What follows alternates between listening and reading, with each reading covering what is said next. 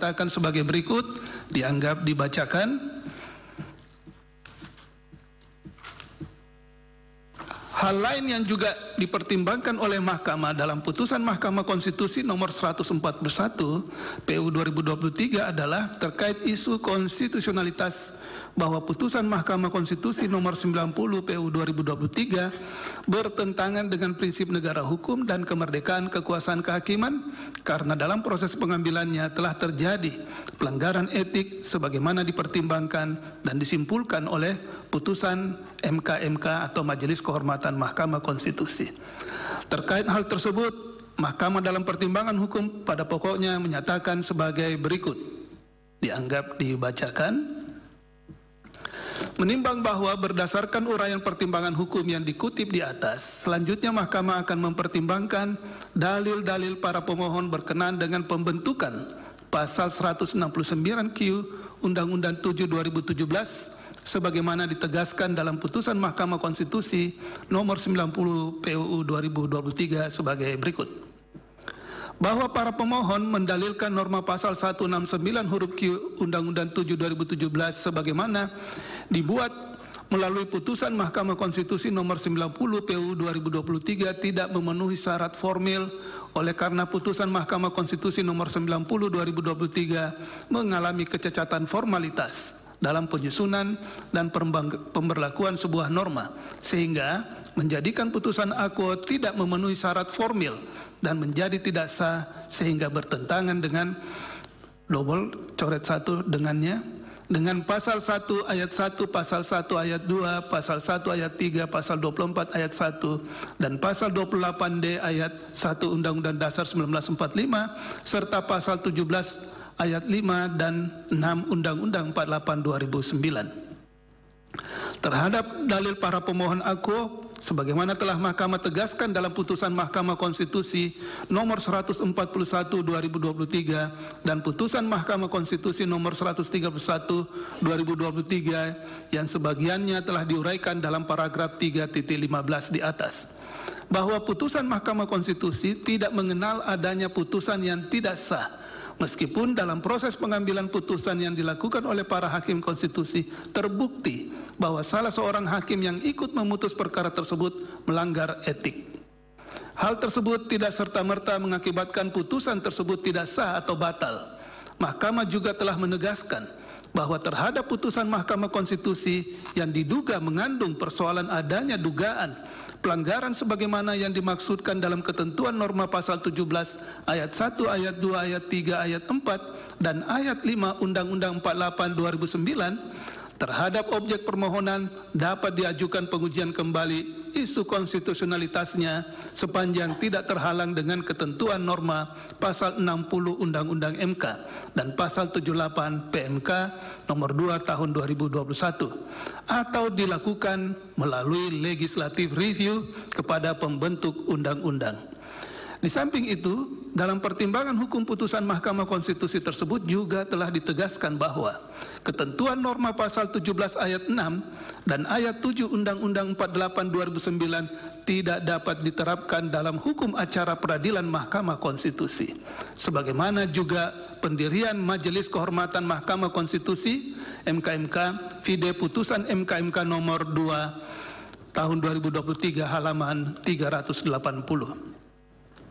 Berdasarkan pertimbangan hukum di atas, dalil para pemohon yang menyatakan bahwa pembentukan norma pasal 169 huruf Q Undang-Undang 7 2017 sebagaimana dibuat melalui putusan Mahkamah Konstitusi nomor 90 tahun 2023 tidak memenuhi syarat formil oleh karena putusan Mahkamah Konstitusi nomor 90 2023 mengalami kecacatan formalitas dalam penyusunan dan pemberlakuan sebuah norma sehingga menjadikan putusan akuo tidak memenuhi syarat formil dan menjadi tidak sah sehingga bertentangan dengan pasal 1 ayat 1, pasal 1 ayat 2, pasal 1 ayat 3, pasal 24 ayat 1 dan pasal 28D ayat 1 Undang-Undang Dasar 1945 serta pasal 17 ayat 5 dan ayat 6 Undang-Undang 48 2009 adalah tidak beralasan menurut hukum. Bahwa selanjutnya para pemohon mendalilkan agar mahkamah dapat melakukan judicial activism dan menggunakan hukum progresif sebagai pendekatan utama dalam memeriksa, mengadili, dan memutus perkara akwo sebagai salah satu pendekatan yang juga dikenal dan dianut dalam Undang-Undang Dasar 1945, yakni dalam pasal 24 ayat 1 dan pasal 28D ayat 1 Undang-Undang Dasar 1945, di mana kedua pasal tersebut telah menunjukkan bahwa kekuasaan kehakiman tidak hanya menegakkan hukum, namun juga keadilan. Terhadap dalil akwo, penting bagi mahkamah untuk terlebih dahulu menegaskan, jika permohonan akwo dipandang atau dinilai sebagai pengujian formil, quod non, karena beririsan dengan pengujian material, hal tersebut tidak dapat dilepaskan dengan pendirian Mahkamah dalam putusan Mahkamah Konstitusi nomor 79/2019 yang telah diucapkan dalam sidang pleno terbuka untuk umum pada tanggal 4 Mei 2021 sebagai berikut. Dianggap dibacakan.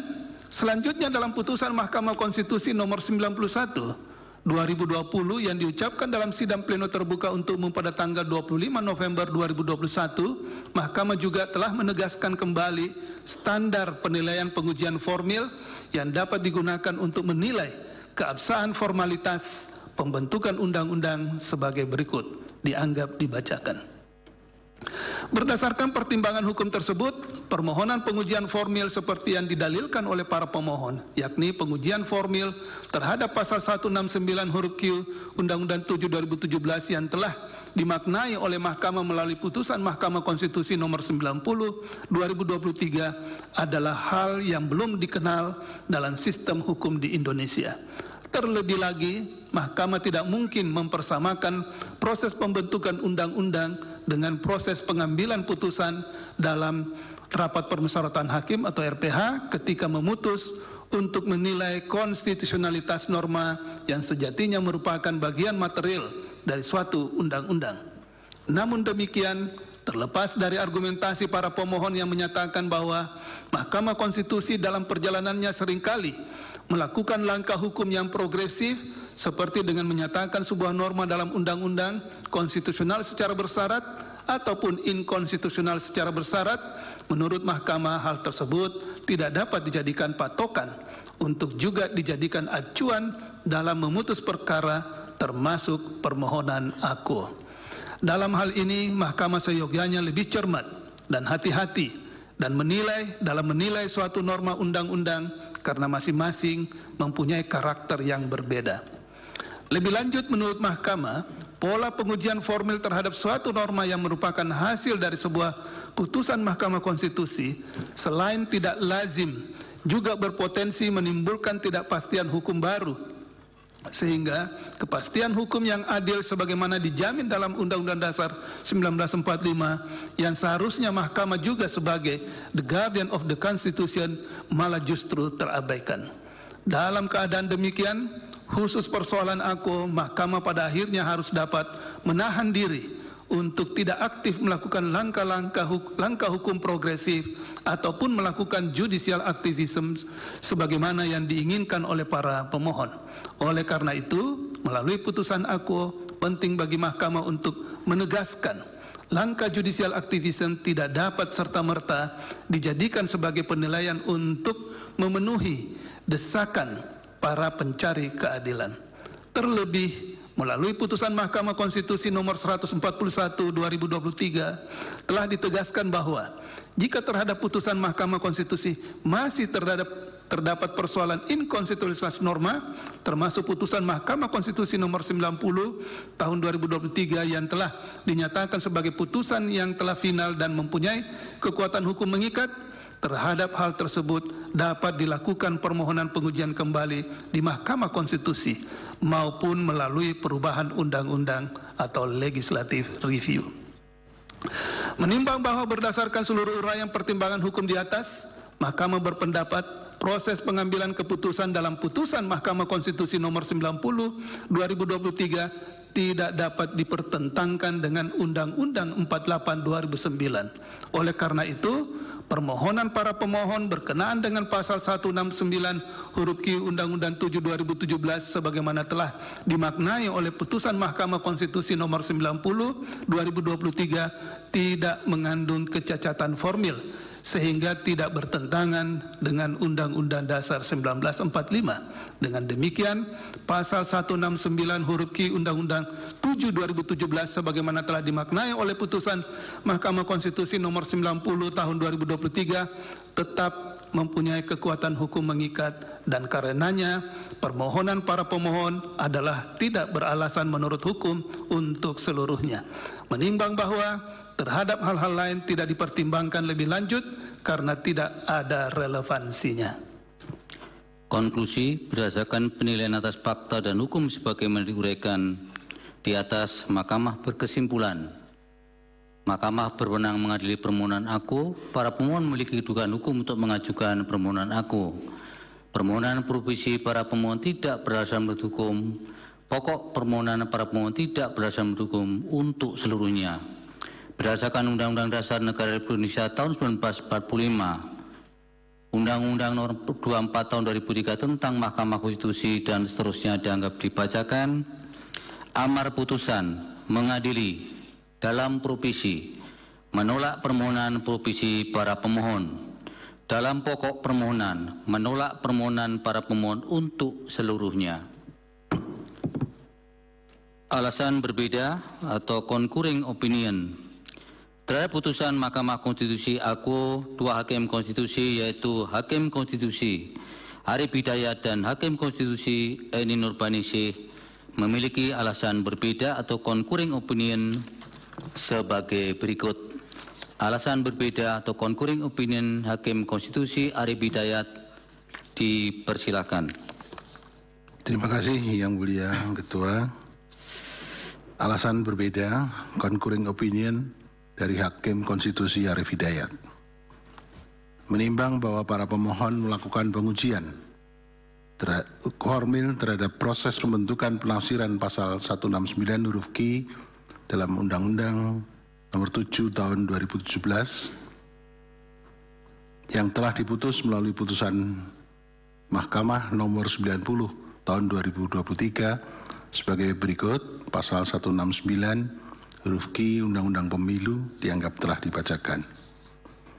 Oleh karena bunyi pasal 169 Q Undang-Undang Pemilu selengkapnya menjadi sebagai berikut. Q berusia paling rendah 40 tahun atau pernah atau sedang menduduki jabatan yang dipilih melalui pemilihan umum terhadap pemilihan kepala daerah. Di sisi lain, Mahkamah juga telah melakukan reformasi ulang terhadap pasal 169 huruf Q Undang-Undang Pemilu melalui putusan nomor 141 tahun 2023 meskipun amar putusan aku menyatakan menolak permohonan pemohon, tetapi terdapat politik hukum yudisial yang menegaskan bahwa pemaknaan Mahkamah terhadap pasal 169 huruf Q Undang-Undang Pemilu sebagaimana tertuang di dalam putusan nomor 90 tahun 2023 yang sudah disebutkan di atas.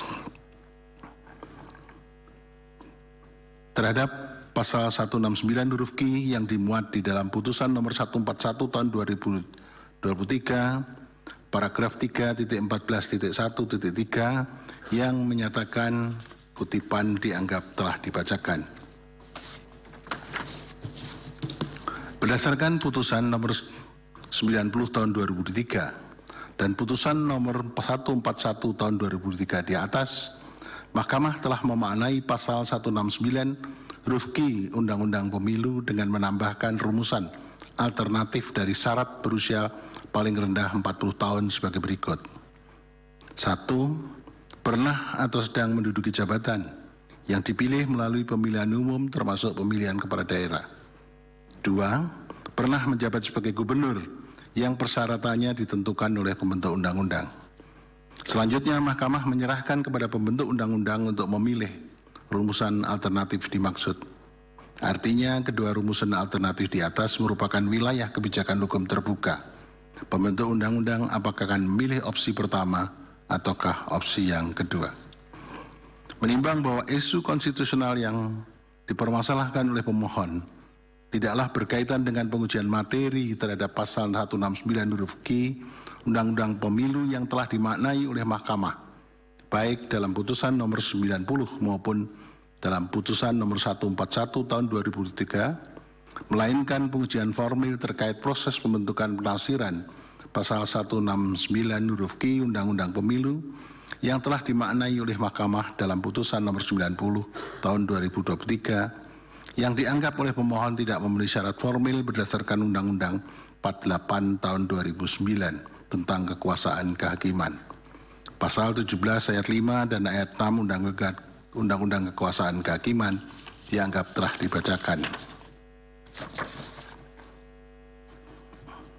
Dalam permohonannya, pemohon menyoal salah seorang hakim konstitusi yang tidak mengundurkan diri saat mengadili perkara nomor 90 tahun 2023. Padahal perkara dimaksud berkaitan erat dengan salah seorang bakal calon wakil presiden yang bermaksud mengikuti konsultasi pemilihan presiden dan wakil presiden tahun 2024. Sehingga putusan nomor 90 tahun 2003 mengalami catatan formalitas penyusunan pemberlakuan sebuah norma.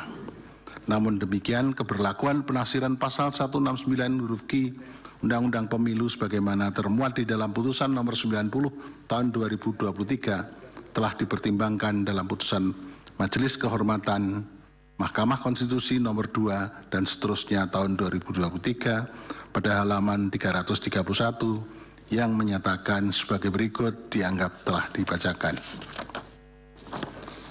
Dalam prakteknya, pertimbangan putusan Majelis Kehormatan Mahkamah Konstitusi, penafsiran materi terhadap pasal 169 huruf Q Undang-Undang Pemilu telah dimaknai kembali oleh Mahkamah dalam putusan nomor 141 tahun 2023. Di situ tertulis 2024 diperbaiki. Sebagaimana diuraikan di atas. Di sisi lain, menurut saya, apa yang dipersoalkan oleh pemohon berkenaan dengan pengujian formil penafsiran atau pemaknaan pasal 169 huruf Q Undang-Undang Pemilu sebagaimana telah diputuskan oleh Mahkamah dalam putusan nomor 90 pun merupakan suatu peristiwa hukum yang baru di Mahkamah Konstitusi. Dengan perkataan lain, pemohon pada dasarnya menguji secara formil proses pembentukan putusan nomor 90 yang dinilainya cacat karena salah seorang hakim yang memiliki benturan kepentingan dalam mengadili dan memutus perkara 90 tidak mengundurkan diri sebagaimana ketentuan pasal 17 ayat 3 Undang-Undang Kekuasaan Kehakiman yang mengatakan seorang hakim wajib mengundurkan diri dari persidangan apabila terikat hubungan keluarga, saudara atau semenda sampai derajat ketiga atau hubungan suami atau istri meskipun telah bercerai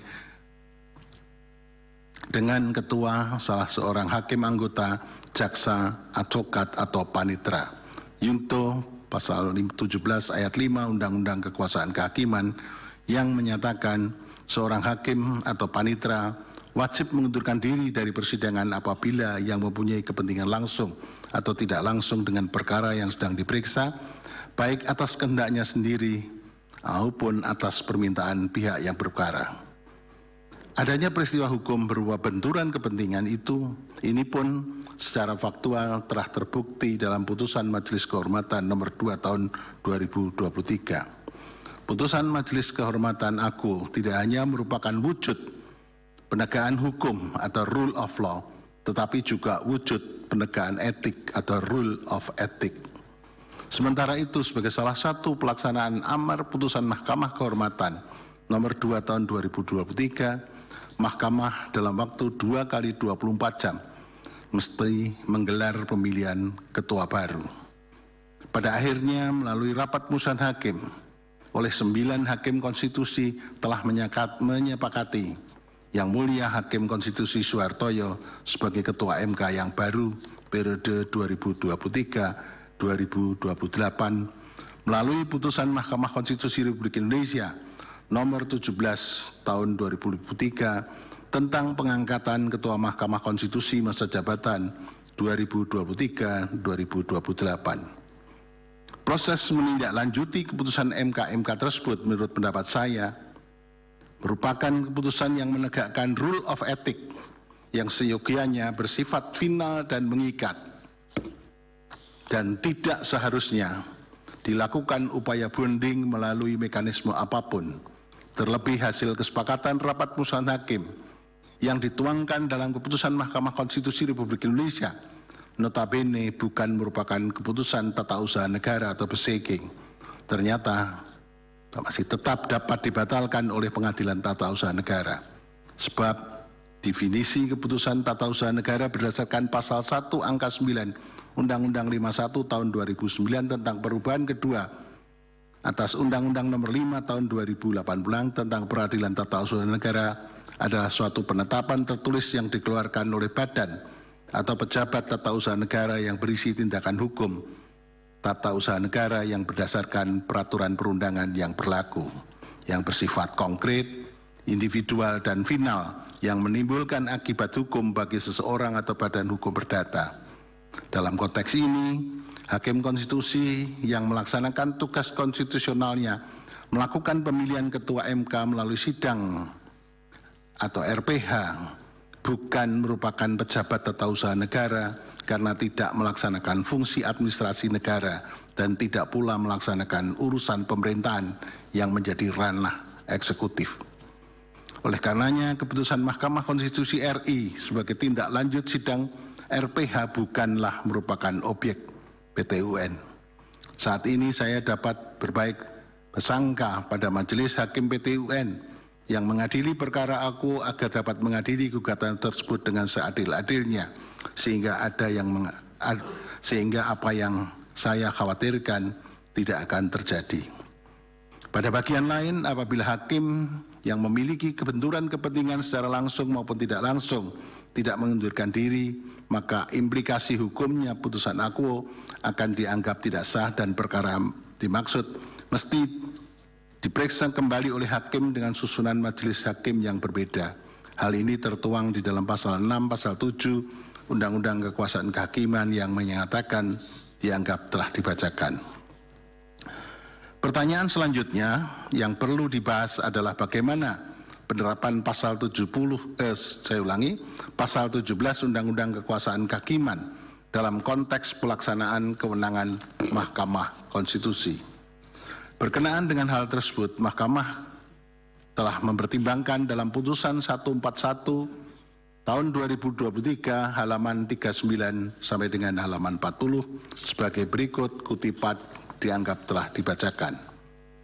Dalam prakteknya saat ini, terutama pasca putusan nomor 90 tahun 2023, banyak permohonan yang diajukan ke Mahkamah berkenaan dengan upaya agar Mahkamah dapat menafsirkan kembali norma pasal 169 huruf Q Undang-Undang Pemilu yang secara material bertentangan dengan Undang-Undang Dasar tahun 1945.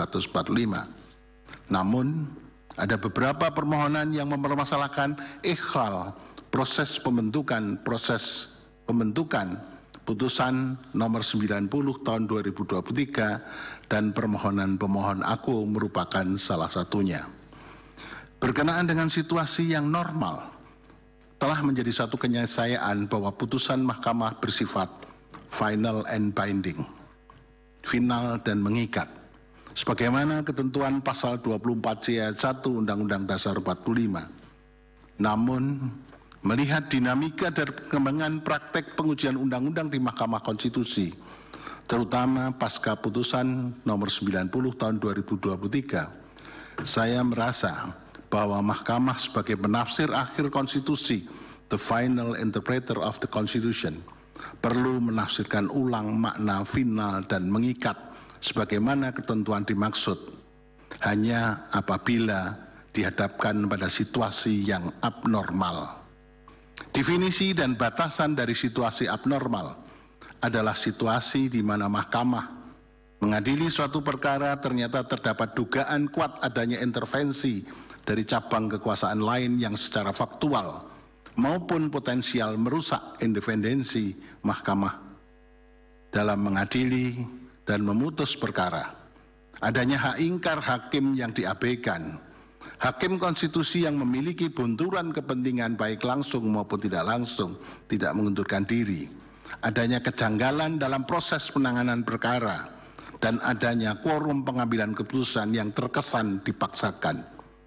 Dalam kondisi yang demikian, masyarakat pencari keadilan dapat saja mengajukan pengujian formil terhadap putusan Mahkamah Konstitusi yang bermasalah tersebut dengan tidak mengikut sertakan hakim konstitusi yang diduga atau secara nyata memiliki benturan kepentingan atau conflict of interest dengan perkara akuo.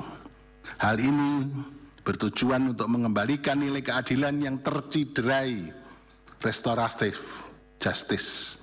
Oleh karena suatu proses yang juga bermasalah dan inkonstitusional. Cara berhukum yang demikian merupakan cara dan hakikat berhukum dengan pendekatan hukum progresif, dengan mencari makna keadilan substantif dan keluar dari model dan gaya berhukum yang cenderung bernuansa positif, legalistik, formal. Dengan cara memecah kebuntuan, rule breaking, akibat pemaknaan yang cenderung rigid pada pasal 24C ayat 1 Undang-Undang Dasar tahun 1945. Oleh karena itu, Mahkamah Konstitusi pada dasarnya dapat melakukan pengujian secara formil terhadap putusannya sendiri apabila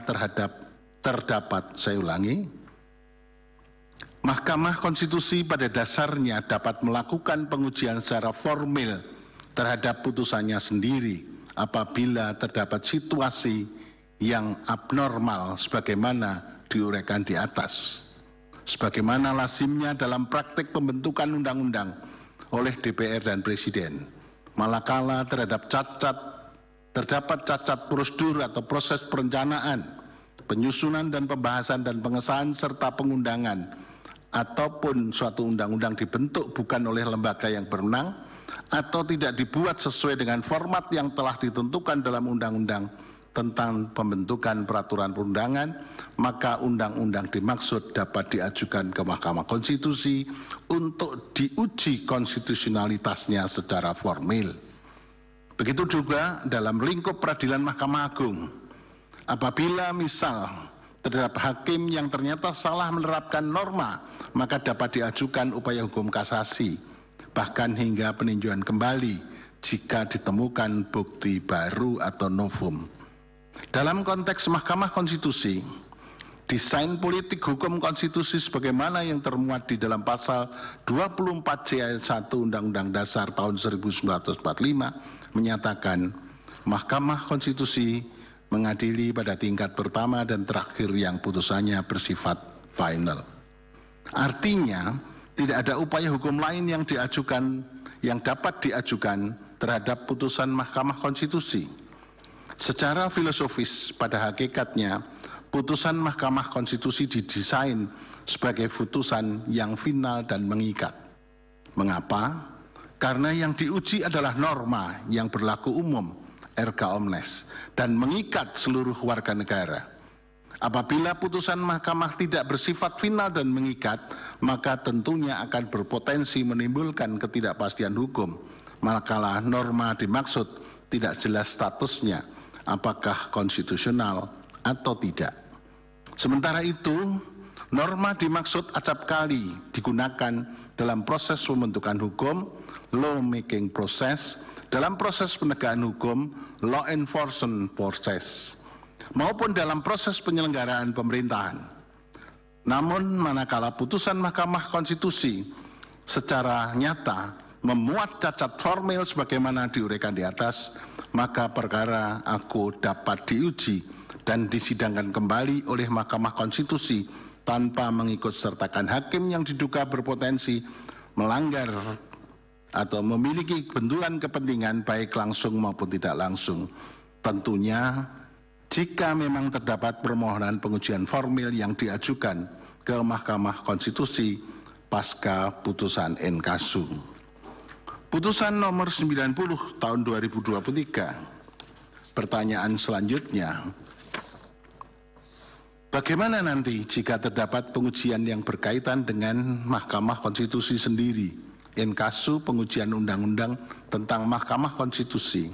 Pastinya semua hakim berpotensi untuk memiliki benturan kepentingan, konflik of interest. Terlebih lagi terdapat terlebih lagi terdapat asas nemo iudex in causa sua, di mana hakim tidak boleh mengadili suatu perkara yang menyangkut dirinya sendiri. Di sisi lain, asas nemo iudex in causa sua ini juga pasti akan bersinggungan dengan asas ius coria novit, di mana hakim konstitusi tidak boleh menolak perkara yang diajukan. Untuk menjawab pertanyaan tersebut, saya akan menggunakan pandangan hukum yang progresif. 3 esensi pokok cara berhukum secara progresif, yakni 1. Hukum adalah untuk manusia, bukan manusia untuk hukum. Jika yang digunakan adalah manusia untuk hukum, maka manusia akan selalu diusahakan atau mungkin diusahakan untuk dapat dimasukkan ke dalam skema yang dibuat oleh hukum. Padahal hukumlah yang harus dibentuk sesuai dengan kebutuhan manusia. 2. Menolak mempertahankan status quo dalam berhukum. Status quo dalam berhukum memuat makna bahwa hukum yang diaplikasikan untuk menyelesaikan segala macam problematika sosial adalah hukum yang bersifat positivistik, normatif, dan legalistik formal, sehingga menghasilkan hukum yang bersifat rigid dan kaku. Padahal dalam menyelesaikan permasalahan yang dihadapi, diperlukan hukum yang bersifat responsif, adaptif, luwes, sesuai dengan nilai keadilan yang tumbuh dan berkembang di dalam masyarakatnya. 3. Mengatasi hambatan dalam menggunakan hukum tertulis. Disadari atau tidak, teks hukum boleh jadi tertinggal oleh perkembangan zaman dan dinamika masyarakat.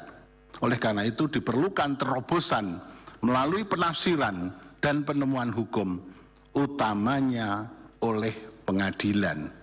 Dalam konteks ini, mekanisme legislative review, executive review, maupun judicial review menjadi solusi menyikapi kebuntuan dalam berhukum.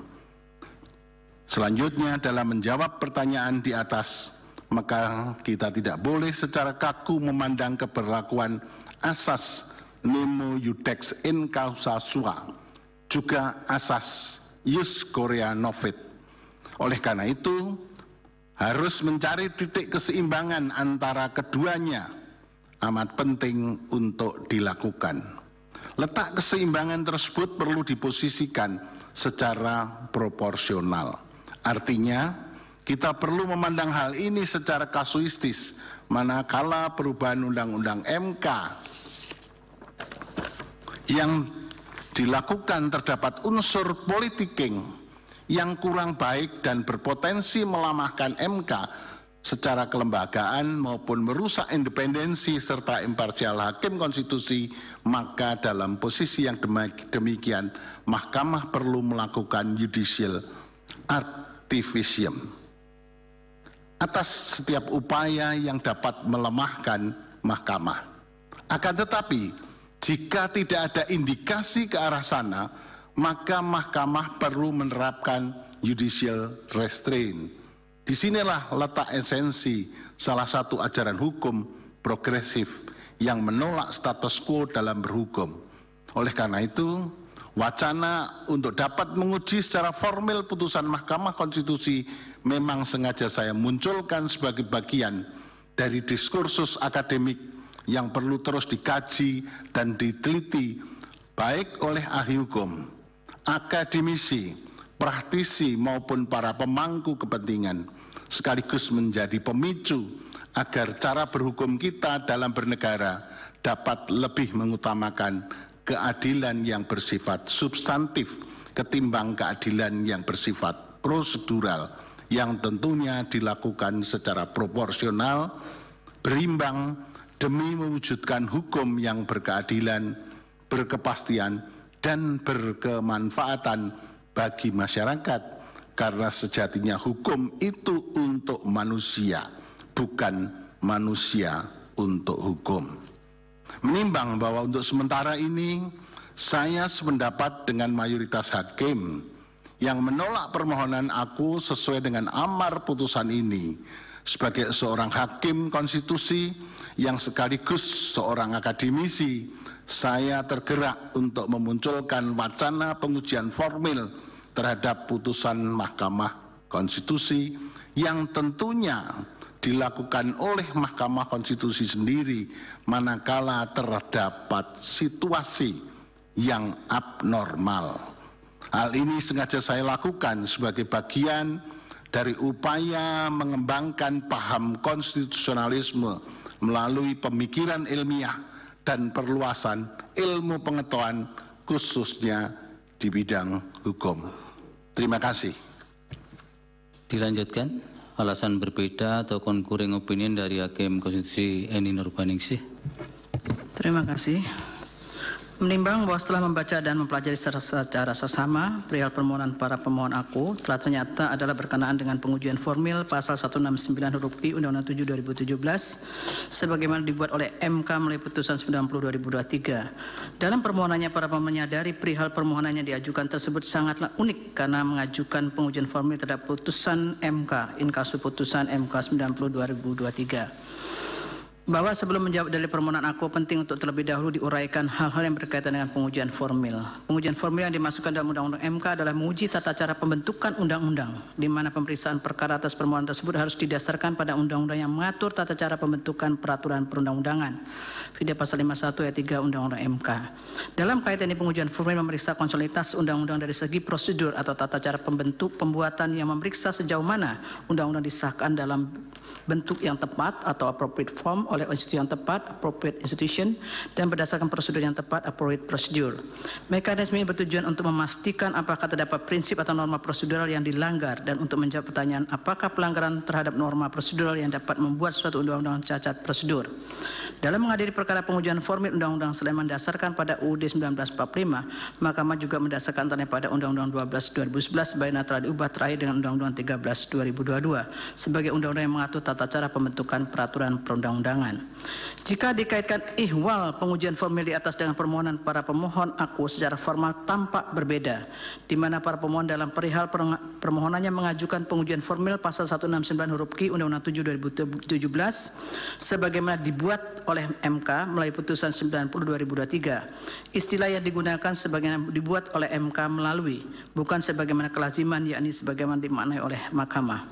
Menurut para pemohon, dengan adanya pemaknaan terhadap suatu norma oleh Mahkamah, maka Mahkamah telah memosisikan dirinya setara dengan lembaga pembentuk undang-undang atau positive legislature. Oleh karena itu rumusan norma pasal 169 huruf Q Undang-Undang 7 2017 dianggap para pemohon menjadi dibuat oleh Mahkamah melalui putusan nomor 90/2023. Dalam kaitan ini meskipun Mahkamah telah memberikan pemaknaan terhadap norma pasal 169 huruf Q Undang-Undang 7 2017 dalam putusan nomor 90/2023, hal ini bukan berarti Mahkamah telah mengambil alih fungsi legislasi atau kewenangan pembentuk undang-undang. Adanya amar putusan Mahkamah yang memberikan pemaknaan atau penafsiran atas norma dimaksud bertujuan untuk menjadi panduan atau arahan berdasarkan norma yang telah dimaknai sekaligus juga menjadi panduan bagi pembentuk undang-undang untuk menindaklanjuti norma yang telah dinyatakan inkonstitusionalitas bersyarat dalam perubahan undang-undang. Hal ini pun sejalan dengan maksud ketentuan dalam pasal 23 Undang-Undang 12 2011 yang mengatur mengenai daftar kumulatif terbuka dalam program legislasi nasional. Salah satunya berkaitan dengan tindak lanjut akibat putusan Mahkamah Konstitusi. Dalam menindaklanjuti akibat putusan tersebutlah pembentuk undang-undang membentuk norma dengan mendasarkan pada putusan Mahkamah yang amarnya mengabulkan termasuk yang memberikan pemaknaan bersyarat. Berkenaan dengan permohonan para pemohon aku, jika hanya dilihat dari aspek legalistik formal berdasarkan pasal 24 CUUD 1945, dapat dikatakan perihal permohonan demikian bukan merupakan kewenangan Mahkamah. Namun apabila dicermati secara seksama permohonan aku, sesungguhnya secara substansial yang dimohonkan para pemohon adalah pengujian material terhadap norma pasal 169 huruf Q Undang-Undang 7 2017 yang telah diputus oleh Mahkamah, yang menurut para pemohon merupakan hal yang lazim di Mahkamah untuk menguji ulang putusan Mahkamah. Lebih lanjut, para pemohon dalam permohonannya tidak menampik pemaknaan atas norma pasal 169 huruf Q Undang-Undang 7 2017 karena dianggap para pemohon sebagai cerminan lembaga peradilan yang menerapkan hukum progresif. Namun dalam petitumnya, para pemohon minta kepada Mahkamah agar norma yang asli tetap berlaku untuk pemilihan presiden dan wakil presiden 2024. Sedangkan norma yang telah dimaknai oleh Mahkamah tersebut ditunda keberlakuannya sebagaimana profesi para pemohon. Oleh karena itu, permohonan aku pada dasarnya masih dapat dikategorikan sebagai bagian dari pengujian material terhadap norma yang telah dimaknai oleh Mahkamah. Dengan demikian, Mahkamah Konstitusi memiliki kewenangan untuk memeriksa dan mengadili perkara aku. Menimbang bahwa para pemohon dalam petitumnya memohon kepada Mahkamah agar pembentukan pasal 169 huruf Q Undang-Undang 7 2017 yang menurut para pemohon sebagaimana dibuat oleh Mahkamah melalui putusan nomor 90 2023 tidak memenuhi syarat formil berdasarkan Undang-Undang 48 2009 dan bertentangan dengan UUD 1945. Bertalian dengan apa yang dimohonkan oleh para pemohon, pada prinsipnya putusan 90 2023 telah final karena langsung memperoleh kekuatan hukum tetap sejak diucapkan dan tidak ada upaya hukum yang dapat ditempuh. Sifat final dalam putusan aku mencakup pula kekuatan hukum mengikatnya, final and binding, vide pasal 10 dan 47 Undang-Undang MK. Sifat putusan yang final tersebut merupakan amanat pasal 24C ayat 1 UUD 1945 yang menjadikan MK sebagai lembaga peradilan yang tidak mengakomodir proses peradilan berjenjang yang mengandung esensi adanya peradilan secara bertingkat, di mana masing-masing mempunyai kewenangan untuk melakukan koreksi oleh badan peradilan di atasnya terhadap putusan badan peradilan pada tingkat yang lebih rendah sebagai bentuk upaya hukum. Dalam konteks ini, Mahkamah berperan sebagai pengadilan tingkat pertama dan terakhir yang putusannya bersifat final yang secara eksklusif memastikan konsistensi dan kesatuan interpretasi konstitusi. Artinya dari sudut pandang filosofis, MK tidak menganut prinsip peradilan berjenjang. Hal ini bersumber dari fungsinya sebagai penafsir konstitusi yang paling akhir. Oleh karena itu, Mahkamah merupakan lembaga peradilan di Indonesia yang memegang kata akhir dalam penafsiran konstitusi, sehingga hanya penafsiran yang diberikan oleh Mahkamah yang secara hukum mengikat dalam penafsiran konstitusi. Constitution, it is true, require a single authoritative interpreter subject to neither popular pressure nor electoral instability. Constitutional government requires judicial supremacy. Dengan demikian, sebagai konsekuensi yuridis atas putusan Mahkamah yang bersifat final dan mengikat, jika ada subjek hukum atau pihak tertentu yang berpendapat terhadap putusan Mahkamah terdapat hal-hal yang masih didasarkan adanya persoalan konsistensi norma terhadap isu konsistensi yang telah diputuskan atau dikabulkan oleh Mahkamah, maka dapat mengajukan pengujian inkonsistensi norma dimaksud kepada MK sepanjang tidak terhalang oleh ketentuan pasal 60 Undang-Undang MK dan pasal 78 PMK 2 2021. Berkenaan dengan permohonan aku dikarenakan terdapat alasan berbeda, maka permohonan aku tidak terhalang oleh ketentuan pasal 60 Undang-Undang MK maupun pasal 78 PMK 2 2021. Selanjutnya, Mahkamah memeriksa permohonan aku.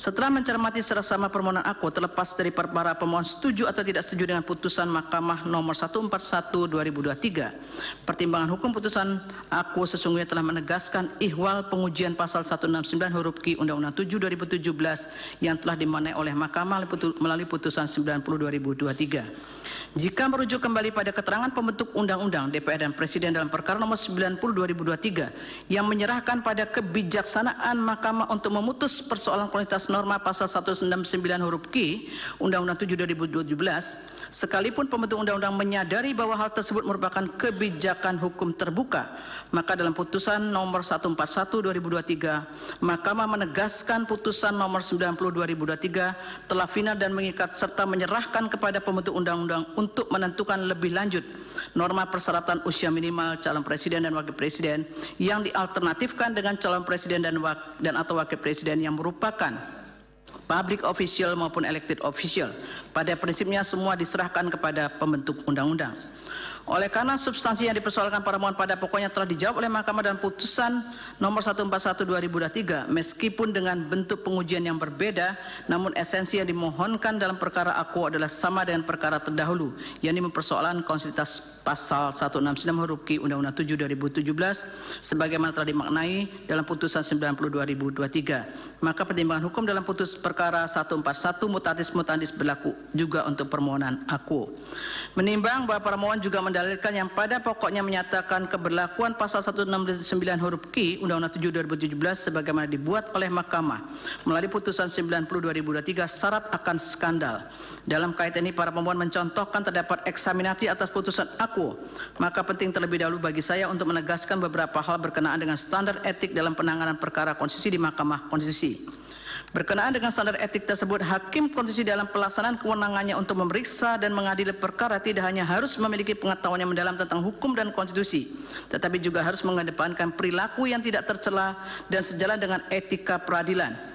Tujuan utama dari penerapan judicial ethics adalah untuk meningkatkan kepercayaan publik terhadap Mahkamah Konstitusi, dan menetapkan standar etika bagi Hakim Konstitusi serta memberikan pemahaman yang lebih baik kepada para pihak yang bersengketa dan masyarakat umum tentang pentingnya mendukung kemerdekaan penyelenggaraan kekuasaan kehakiman. Bahwa sejalan dengan azas penyelenggaraan kekuasaan kehakiman, Undang-Undang 48 2009 telah mengatur moral dan etika bagi hakim dan hakim konstitusi dalam menjalankan tugasnya. Nomenklatur hakim yang digunakan dalam Undang-Undang 48 2009 telah dinyatakan maksudnya adalah hakim pada Mahkamah Agung dan hakim pada peradilan yang berada di bawahnya dalam lingkungan peradilan umum, lingkungan peradilan agama, lingkungan peradilan militer, lingkungan peradilan tata usaha negara, dan hakim pada pengadilan khusus yang berada dalam lingkungan peradilan tersebut. Video pasal 1 angka 5 Undang-Undang 48 2009. Sedangkan nomenklatur hakim konstitusi adalah hakim pada Mahkamah Konstitusi. Video pasal 1 angka 7 Undang-Undang 48 2009. Namun apabila dicermati secara seksama, tidak sepenuhnya kedua nomenklatur tersebut digunakan dalam mengatur hakim konstitusi. Pada bab 2 azas penyelenggaraan kekuasaan kehakiman Undang-Undang 48 2009.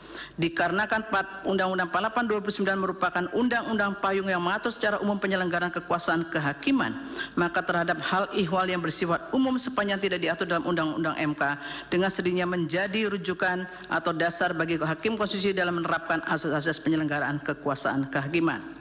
Dalam kaitan ini telah ditentukan dengan jelas bagi hakim konstitusi dalam pasal 3 Undang-Undang 48 2009 bahwa dalam menjalankan tugas dan fungsinya hakim dan hakim konstitusi wajib menjaga kemandirian peradilan. Segala campur tangan dalam usaha peradilan oleh pihak lain di luar kekuasaan kehakiman dilarang kecuali dalam hal-hal sebagaimana dimaksud dalam Undang-Undang Dasar 1945. Setiap orang yang dengan sengaja melanggar ketentuan tersebut dipidana sesuai dengan ketentuan peraturan perundang-undangan. Sementara itu dalam pasal 5 Undang-Undang 48 2009 menyatakan pula hakim dan hakim konstitusi wajib menggali, mengikuti dan memahami nilai-nilai hukum dan rasa keadilan hidup dalam masyarakat. Hakim dan hakim konstitusi harus memiliki integritas dan kepribadian tidak tercela, jujur, adil, profesional, dan berpengalaman di bidang hukum. Hakim dan hakim konstitusi wajib mentaati kode etik dan pedoman perilaku hakim. Dalam kaitan ini, Mahkamah Konstitusi telah mempunyai kode etik dan perilaku hakim konstitusi yang didasarkan pada The Bangalore Principle of Judicial Conduct 2002 dan ditambah dengan nilai budaya bangsa Indonesia yang dijabarkan dalam prinsip kearifan dan kebijaksanaan yang digunakan sebagai rujukan dan tolak ukur dalam menilai perilaku hakim konstitusi guna mengedepankan kejujuran, amanah, keteladanan, kesatriaan, sportivitas, kedisiplinan, kerja keras, kemandirian, rasa malu, tanggung jawab, kehormatan, serta martabat diri sebagai hakim konstitusi. Kode etik dan perilaku hakim konstitusi telah dideklarasikan dengan nama Sabta Karsa Utama pada tanggal 17 Oktober 2005 dan disempurnakan pada tanggal 1 Desember 2006 yang kemudian dituangkan ke dalam PMK nomor 9 2006 tentang pemberlakuan deklarasi kode etik dan perilaku hakim konstitusi. Sebagai kode etik dan perilaku hakim konstitusi, ketentuan-ketentuan disusun bertitik olah pada kesadaran bahwa citra peradilan dan kepercayaan masyarakat terhadap kekuasaan kehakiman yang merdeka sebagai benteng terakhir dan upaya menegakkan hukum dan keadilan sangat ditentukan oleh integritas pribadi, kompetensi, serta perilaku hakim konstitusi dalam melaksanakan amanah untuk memeriksa, mengadili dan memutus perkara yang diajukan kepadanya demi keadilan berdasarkan ketuhanan yang Maha Esa. Dalam penanganan perkara konstitusi, peran hakim konstitusi tidak hanya terbatas pada interpretasi hukum dan konstitusi semata, tetapi juga memegang peran penting untuk menjaga kepercayaan publik terhadap Mahkamah Konstitusi dan putusan-putusannya. Prinsip yang terkandung dalam kode etik dan perilaku hakim konstitusi menjadi landasan moral yang tidak dapat diabaikan dalam melaksanakan tugas dan tanggung jawab sebagai hakim konstitusi, baik dalam memutus perkara maupun aktivitas di luar penanganan perkara, bahkan dalam kehidupan sehari-hari.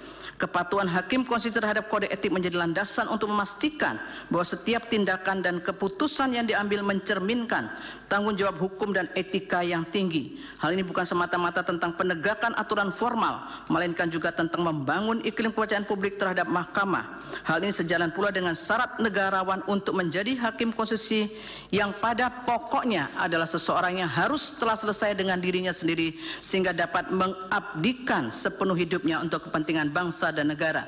Video putusan MK 131/2023. Dengan berpegang teguh pada kode etik dan pedoman perilaku hakim konstitusi, tidak hanya soal benturan kepentingan atau konflik of interest yang harus dihindari oleh hakim dalam memutus perkara, tetapi juga berbagai hal yang akan menyebabkan terganggunya proses menegakkan hukum dan keadilan dalam putusan mahkamah. Oleh karena itu, untuk menjaga kepatuhan hakim konstitusi terhadap kode etik dan perilaku hakim konstitusi dibentuklah Majelis Kehormatan Mahkamah Konstitusi. Video pasal 27A ayat 2 Undang-Undang MK. Bahwa kembali pada isu sebagaimana didalilkan oleh para pemohon yang menyatakan pengujian terhadap pasal perkara 90/2023 syarat akan skandal. Terhadap hal tersebut MK dan putusan nomor 2/2023 telah memutuskan berkaitan dengan dugaan pelanggaran kode etik dalam penanganan perkara 90/2023. Selain itu, dalam salah satu pertimbangan putusan MK aku dinyatakan pula bahwa putusan 90/2023 tersebut telah berlaku secara hukum de jure. Dalam hal ini MK tetap menjunjung tinggi prinsip res judicata pro veritate habetur dan tidak memberi komentar bahkan menilai substansi putusan dimaksud oleh karena putusan mahkamah bersifat final dan mengikat. Menimbang bahwa berdasarkan seluruh pertimbangan hukum di atas, mahkamah berwenang untuk memeriksa dan mengadili perkara aku, namun berkaitan dengan substansi yang dipersoalkan oleh para pemohon pada pokoknya telah dipertimbangkan mahkamah dalam putusan nomor 141/2023. Dengan demikian, meskipun mahkamah berwenang mengadili perkara aku, dalil permohonan tidak berasal dari hukum dan menyatakan menolak permohonan pemohon. Demikian diputus dalam rapat permusyawaratan hakim oleh 8 hakim konstitusi, yaitu Suhartoyo selaku ketua merangkap anggota, Saldi Isra, Arif Hidayat, Daniel Yusmik Pepoe, M. Guntur Hamzah, Wahidudin Adams, Eni Nurbaningsi dan Ridwan Mansur masing-masing sebagai anggota pada hari Senin tanggal 8 bulan Januari tahun 2024 yang diucapkan dalam sidang pleno Mahkamah Konstitusi terbuka untuk pada hari Selasa tanggal 4 selesai diucapkan pukul 14.59 waktu Indonesia Barat oleh 8 hakim konstitusi tersebut dengan dibantu oleh Hani Adani sebagai panitera pengganti serta dihadiri oleh para pemohon atau kuasanya, Dewan Perwakilan Rakyat atau yang mewakili, Presiden atau yang mewakili.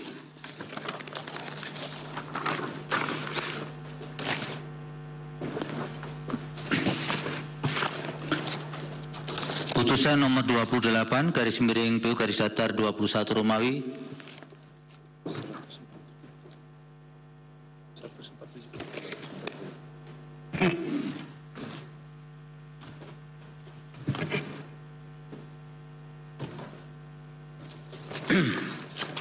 diulangi. Putusan nomor 147 garis miring PU garis datar 21 Romawi garis miring 2023 demi keadilan berdasarkan ketuhanan Yang Maha Esa, Mahkamah Konstitusi Republik Indonesia yang mengadili perkara konstitusi pada tingkat pertama dan terakhir menjatuhkan putusan dalam perkara pengujian Undang-Undang Nomor 7 Tahun 2017 tentang pemilihan umum terhadap Undang-Undang Dasar Negara Republik Indonesia tahun 1945 yang diajukan oleh nama Hamarion, pekerjaan advokat, alamat lengkap dianggap dibacakan, selanjutnya disebut sebagai pemohon, membaca permohonan pemohon, mendengar keterangan pemohon, memeriksa bukti-bukti pemohon, duduk perkara dan seterusnya dianggap dibacakan. Pertimbangan hukum kewenangan Mahkamah 3.1, 3.2 dianggap dibacakan. Mahkamah berwenang mengadili permohonan akuo. Kedudukan hukum pemohon 3.3, 3.4 dianggap dibacakan 3.5. Menimbang bahwa berdasarkan uraian ketentuan pasal 51 ayat 1 Undang-Undang MK dan syarat-syarat kerugian hak dan atau kewenangan konstitusional sebagaimana diuraikan di atas, selanjutnya Mahkamah akan mempertimbangkan kedudukan hukum pemohon sebagai berikut. Bahwa pemohon mengajukan pengujian norma pasal 169 huruf Q Undang-Undang 7 2017 sebagaimana dimaknai oleh putusan Mahkamah Konstitusi nomor 90 tahun 2023 bertanggal 16 Oktober 2023 sehingga pasal 169 huruf Q Undang-Undang 7 2017 menyatakan sebagai berikut.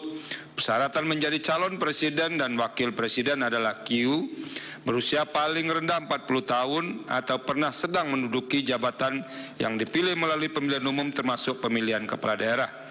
Bahwa pemohon menyatakan memiliki hak konstitusional sebagaimana diatur oleh pasal 28D ayat 3 Undang-Undang Dasar 1945. Bahwa pemohon merupakan perorangan warga negara Indonesia, pembayar pajak dan berprofesi sebagai advokat. Bahwa pemohon merasa hak konstitusionalnya dirugikan oleh pasal 169 huruf Q Undang-Undang 7 2017 sebagaimana telah diputus sebagaimana dimaknai oleh putusan Mahkamah Konstitusi nomor 90 tahun 2023 bertanggal 16 Oktober 2023 karena norma baru tersebut menurut pemohon memunculkan ketidakpastian hukum yaitu adanya batasan usia 40 tahun dan 30 tahun.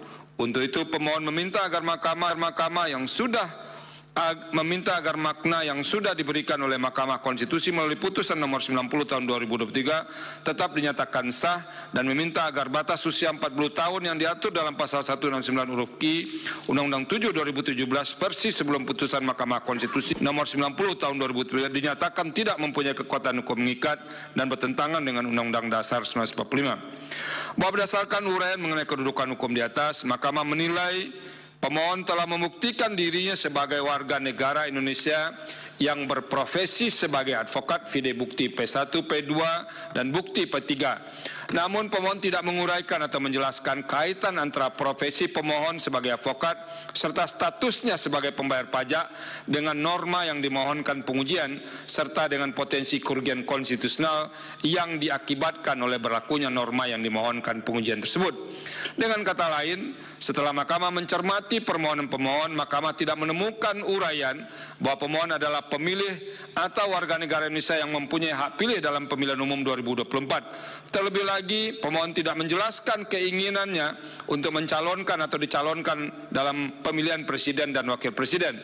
Di samping itu, Mahkamah juga tidak menemukan adanya bukti bahwa pemohon mengalami kerugian atau potensi kerugian atas hak konstitusional yang dimiliki dengan berlakunya norma yang dimohonkan pengujian. Sehingga menurut Mahkamah tidak terdapat hubungan sebab akibat atau kausal verban antara norma yang diujikan dengan kerugian hak konstitusional sebagaimana dipersyaratkan dalam pasal 51 Undang-Undang MK serta putusan Mahkamah Konstitusi nomor 006/2005, putusan Mahkamah Konstitusi nomor 11/2017 dan putusan-putusan setelahnya. Padahal norma yang dimohonkan pengujian oleh pemohon adalah norma yang mengenai syarat usia minimal calon presiden atau calon wakil presiden yang merupakan salah satu norma inti pemilihan presiden dan wakil presiden. Berdasarkan pertimbangan hukum di atas, Mahkamah menilai pemohon tidak memiliki kedudukan hukum untuk bertindak sebagai pemohon dalam perkara akuo. Menimbang bahwa oleh karena Mahkamah berwenang mengadili permohonan akuo, akan tetapi pemohon tidak memiliki kedudukan hukum untuk bertindak sebagai pemohon, maka Mahkamah tidak mempertimbangkan pokok permohonan. Konklusi berdasarkan penilaian atas fakta dan hukum sebagaimana diuraikan di atas, Mahkamah berkesimpulan, Mahkamah berwenang mengadili permohonan akuo, pemohon tidak memiliki kedudukan hukum untuk mengajukan permohonan akuo. Pokok permohonan pemohon tidak dipertimbangkan lebih lanjut. Berdasarkan Undang-Undang Dasar Negara Republik Indonesia tahun 1945, Undang-Undang Nomor 24 Tahun 2003 tentang Mahkamah Konstitusi dan seterusnya dianggap dibacakan, amar putusan mengadili menyatakan permohonan pemohon tidak dapat diterima.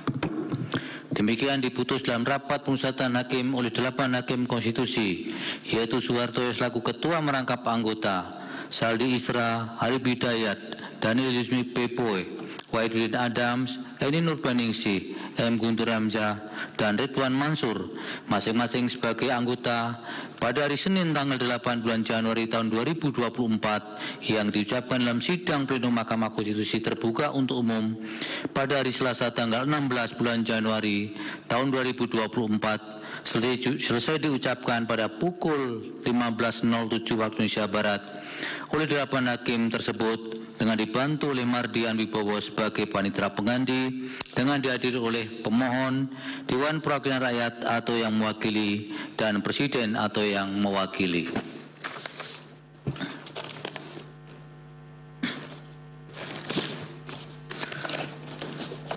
Putusan nomor 148 garis miring PU garis datar 21 Romawi garis miring 2023 demi keadilan berdasarkan ketuhanan Yang Maha Esa, Mahkamah Konstitusi Republik Indonesia yang mengadili perkara konstitusi pada tingkat pertama dan terakhir menjatuhkan putusan dalam perkara pengujian Undang-Undang Nomor 7 Tahun 2017 tentang pemilihan umum terhadap Undang-Undang Dasar Negara Republik Indonesia tahun 1945 yang diajukan oleh 1. Palikhatus Sakinah Esa, identitas lengkap ada dalam putusan ini. 2. Gunadi Rahmat Widodo Esa, identitas lengkap juga ada dalam putusan. 3. Dr. Heri Dwi Utomo Esa MH, identitas lengkapnya dianggap dibacakan. 4. Ratno Agustio Hutomo Esa MH, identitas juga dianggap dibacakan. 5. Jainal Mustafa SPD Esa, identitas lengkapnya juga dianggap dibacakan. Berdasarkan surat kuasa khusus bertanggal 25 Oktober 2023 memberi kuasa kepada Sigit Nugroho Sudibianto SH MH dan kawan-kawan para advokat dan konsultan hukum pada kantor hukum Sudibianto dan Partners yang beralamat di Jalan Kartopuran nomor 241A, Jayengan, Kecamatan Serengan, Kota Surakarta, baik sendiri-sendiri maupun bersama-sama bertindak untuk dan atas nama pemberi kuasa selanjutnya disebut para pemohon. Membaca permohonan para pemohon, mendengar keterangan para pemohon, memeriksa bukti-bukti para pemohon, duduk perkara dan selanjutnya dianggap dibacakan. Pertimbangan hukum kewenangan Mahkamah 3.1 dianggap dibacakan. 3.2 menimbang bahawa oleh kerana permohonan aku adalah pengujian konsentrasi norma undang-undang inkasu pengujian material norma pasal 169 huruf Q Undang-Undang Nomor 7 Tahun 2017 tentang Pemilihan Umum, selanjutnya disebut Undang-Undang 7 2017 sebagaimana telah dimaknai oleh Mahkamah Konstitusi dalam putusan Mahkamah Konstitusi nomor 90 2023 terhadap UUD 1945 sehingga Mahkamah berwenang mengadili permohonan aku. Kedudukan hukum para pemohon 3.3 dianggap dibacakan. 3.4 menimbang bahawa Mahkamah sejak putusan Mahkamah Konstitusi nomor 006/2006 dan selanjutnya serta putusan selanjutnya berpendirian bahawa kerugian hak dan atau kewenangan konstitusional sebagaimana dimaksud dalam pasal 51 ayat 1 Undang-Undang harus memenuhi 5 syarat iaitu A, B, C, D, E dianggap dibacakan. 3.5 menimbang bahawa berdasarkan uraian ketentuan pasal 51 ayat 1 Undang-Undang MK dan syarat-syarat kerugian hak dan atau kewenangan konstitusional sebagaimana diuraikan pada paragraf 3.3 dan paragraf 3.4 di atas, selanjutnya Mahkamah akan mempertimbangkan kedudukan hukum para pemohon sebagai berikut. A. Bahawa para pemohon mengajukan pengujian norma pasal 169 huruf Q Undang-Undang 7 2017 sebagaimana telah dimaknai oleh Mahkamah Konstitusi dalam putusan Mahkamah Konstitusi nomor 90 2023 yang menyatakan sebagai berikut dianggap dibacakan. Angka 2 dianggap dibacakan, angka 3 dianggap dibacakan. Angka 4 bahawa menurut para pemohon implementasi putusan MK nomor 90 2023 berpotensi menimbulkan kerugian bagi para pemohon karena akan menyebabkan ketidakpastian hukum dan persoalan konstitusional khususnya terhadap perasa dipilih melalui pemilihan umum termasuk pemilihan kepala daerah dikarenakan tidak jelas apakah pemilihan umum kepala daerah pilkada, provinsi atau pilkada kabupaten kota sehingga setiap orang termasuk penyelenggara pemilu dalam hal ini Komisi Pemilihan Umum, KPU dan Bawaslu akan dapat menafsirkan masing-masing menafsirkan masing-masing. Angka 5, bahwa para pemohon Mahkamah Konstitusi dalam putusan Mahkamah Konstitusi nomor 50/2021 pernah memberikan kedudukan hukum bagi perseorangan yang mempersoalkan pasal 169 huruf Q Undang-Undang 7/2017, yang mana persoalan tersebut belum pernah mencalonkan diri sebagai Presiden atau Wakil Presiden Republik Indonesia. Halaman 38 sampai 39 dan 46 putusan MK nomor 50/2021, sehingga sudah selayaknya para pemohon sebagai perorangan yang belum pernah mencalonkan diri sebagai Presiden atau Wakil Presiden diberikan kedudukan hukum layaknya perorangan dalam putusan MK nomor 50/2021 yang juga mempersoalkan pasal terkait persoalan pencalon Presiden dan Wakil Presiden, yaitu pasal 169 huruf Q Undang-Undang 7/2017. Berdasarkan seluruh uraian pada angka 1 sampai dengan 5 di atas, terlepas dari terbukti atau tidak terbuktinya dalil para pemohon perihal penentangan norma yang dimohonkan pengujian terhadap Undang-Undang Dasar 1945, menurut Mahkamah, para pemohon adalah benar perorangan warga negara Indonesia yang dibuktikan dengan KTP dan NPWP masing-masing pemohon, pindah bukti P1 dan bukti P21. Sebagai warga negara Indonesia, para pemohon memiliki hak untuk memilih calon presiden dan wakil presiden dan calon wakil presiden. Dalam batas penolakan yang wajar, hak-hak para pemohon yang demikian berpotensi dirugikan dengan adanya putusan Mahkamah Konstitusi nomor 90/2023 yang memberikan penafsiran terhadap norma pasal 169 huruf Q Undang-Undang 7/2017, khususnya terhadap perasa dipilih melalui pemilihan umum termasuk pemilihan kepala daerah. Dikarenakan perasa tersebut menimbulkan ketidakjelasan apakah pemilihan kepala daerah provinsi atau pemilihan kepala daerah kabupaten kota, sehingga dengan ketidakjelasan tersebut setiap orang termasuk penyelenggara pemilu dapat menafsirkan masing-masing. Terhadap hal tersebut, menurut Mahkamah, para pemohon telah dapat menguraikan adanya hubungan sebab akibat kausal perban antara hak konstitusional yang anggapan konstitusional dirugikan dengan berlakunya norma pasal 169 huruf Q Undang-Undang 7/2017 sebagaimana telah dimaknai oleh Mahkamah Konstitusi dalam putusan nomor 90/2023, yakni adanya ketidakpastian hukum dan persoalan konstitusional terhadap ketidakjelasan mengenai jenis pemilihan kepala daerah. Potensi kerugian hak konstitusional dimaksud tidak akan terjadi apabila permohonan para pemohon dikabulkan. Berdasarkan uraian pertimbangan tersebut, Mahkamah berpendapat para pemohon memiliki kedudukan hukum untuk bertindak sebagai pemohon dalam pengujian norma pasal 169 huruf Q Undang-Undang 7/2017 sebagaimana telah dimaknai dalam putusan Mahkamah Konstitusi nomor 90/2023.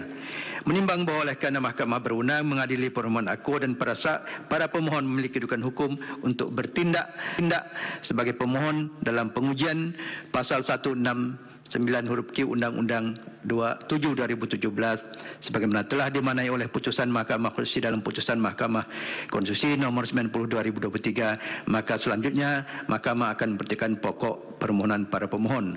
Pokok permohonan para pemohon dalam mendalilkan inkonstitusionalitas norma pasal 169 huruf Q Undang-Undang 7/2017 sebagaimana telah dimaknai dalam putusan Mahkamah Konstitusi nomor 90/2023, para pemohon mengemukakan dalil-dalil permohonan yang pada pokoknya sebagai berikut.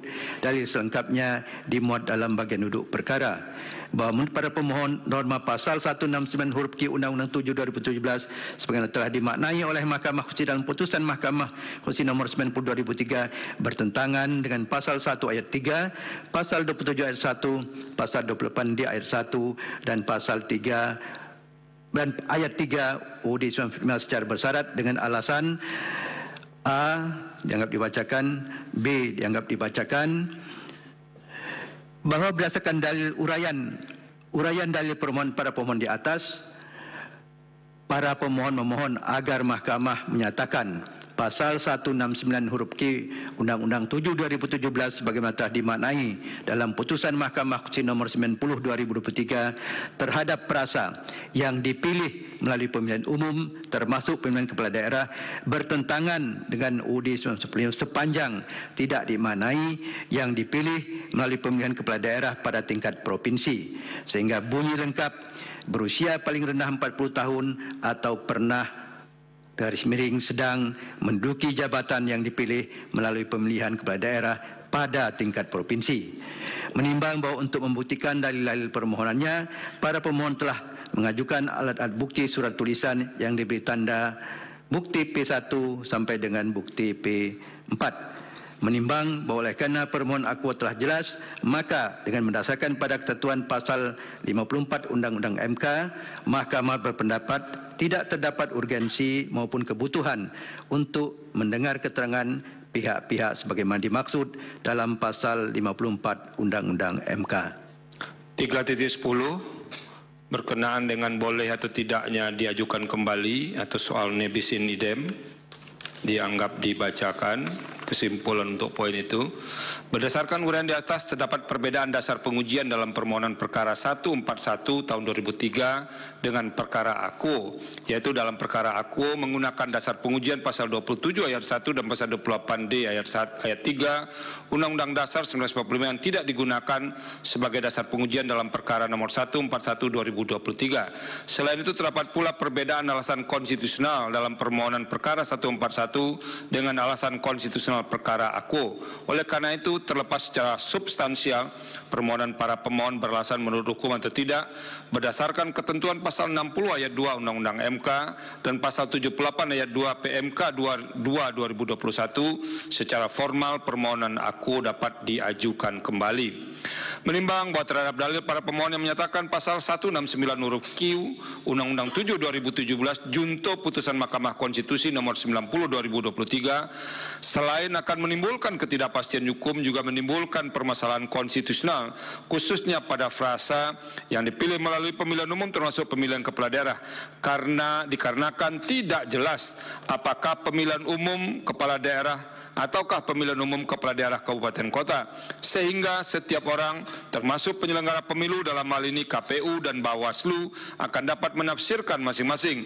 Adapun menurut para pemohon yang layak mencalonkan diri sebagai pasangan calon presiden dan wakil presiden adalah yang dipilih melalui pemilihan umum termasuk pemilihan umum gubernur.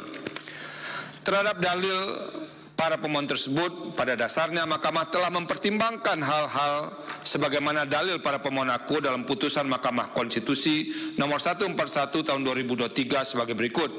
Bahwa terkait dengan keberadaan putusan Mahkamah Konstitusi nomor 90 tahun 2023 yang telah diucapkan dalam persidangan terbuka untuk umum pada tanggal 16 Oktober 2023, Mahkamah berpendirian sebagaimana pertimbangan Mahkamah pada sub paragraf 3.12.1 yang menyatakan dianggap dibacakan. Artinya putusan Mahkamah Konstitusi nomor 90 tahun 2023 tersebut tetap berlaku dan mengikat serta harus dipatuhi oleh semua warga negara termasuk lembaga negara sejak selesai diucapkan dalam sidang pleno terbuka untuk umum. Dengan demikian, ketentuan pasal 169 huruf Q Undang-Undang 7 2017 secara yuridis dan yang mempunyai kekuatan hukum mengikat adalah norma sebagaimana yang telah dilakukan pemaknaan oleh Mahkamah dalam putusan Mahkamah Konstitusi nomor 90 tahun 2023 tersebut. Bahwa selanjutnya terkait dengan frasa yang dipilih melalui pemilihan umum termasuk pemilihan kepala daerah bertentangan dengan Undang-Undang Dasar 1945 sepanjang tidak dimaknai yang dipilih melalui pemilihan kepala daerah pada tingkat provinsi sebagaimana dalil para pemohon telah dipertimbangkan Mahkamah dalam sub paragraf 3.14.1.3 yang menyatakan kutipan dianggap dibacakan.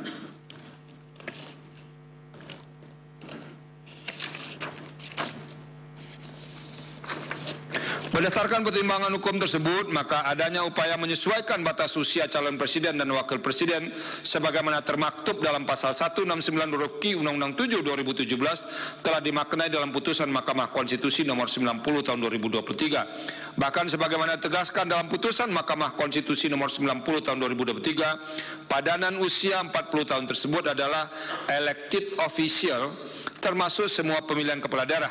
Namun sebagaimana ditegaskan dalam putusan 141 tahun 2023, jikalau pembentuk undang-undang hendak melakukan penyepadanan berkaitan dengan syarat usia calon presiden dan wakil presiden untuk pemilu ke depan yang dimulai pada tahun 2029, maka tersebut menjadi wewenang pembentuk undang-undang.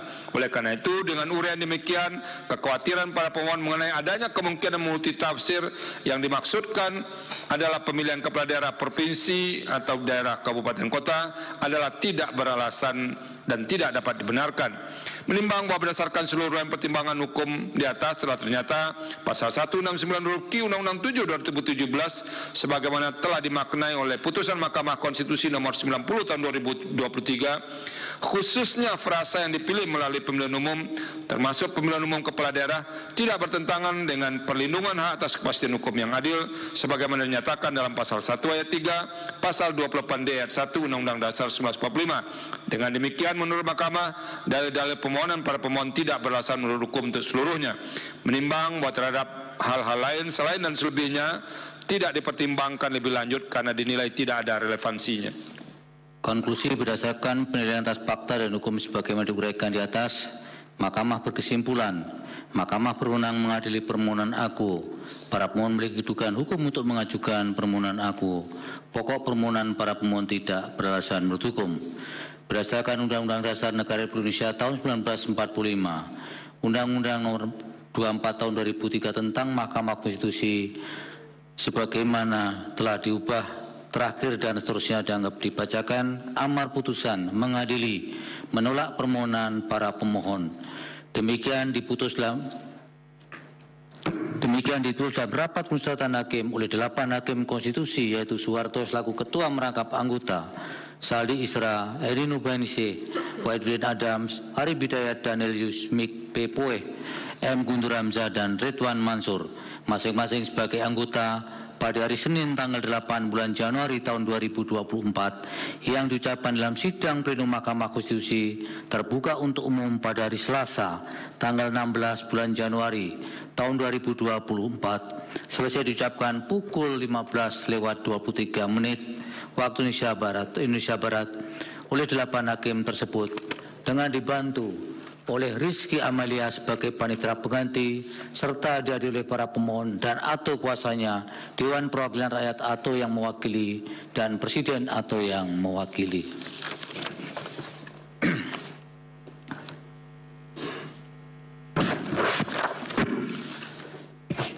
Putusan 150 garis miring garis datar 21 Romawi garis miring 2023 demi keadilan berdasarkan ketuhanan yang Maha Esa, Mahkamah Konstitusi Republik Indonesia yang mengadili perkara konstitusi pada tingkat pertama dan terakhir menjatuhkan putusan dalam perkara pengujian Undang-Undang Nomor 7 Tahun 2017 tentang pemilihan umum terhadap Undang-Undang Dasar Negara Republik Indonesia tahun 1945 yang diajukan oleh 1. Nama Lamria Siagian, identitas lengkap ada di putusan, dianggap dibacakan sebagai pemohon 1. 2. Nama Ridwan Darmawan, identitas lengkap juga dianggap dibacakan sebagai pemohon 2. 3. Nama RD ILH Maulana Aulia, identitas lengkap juga dianggap dibacakan sebagai pemohon 3.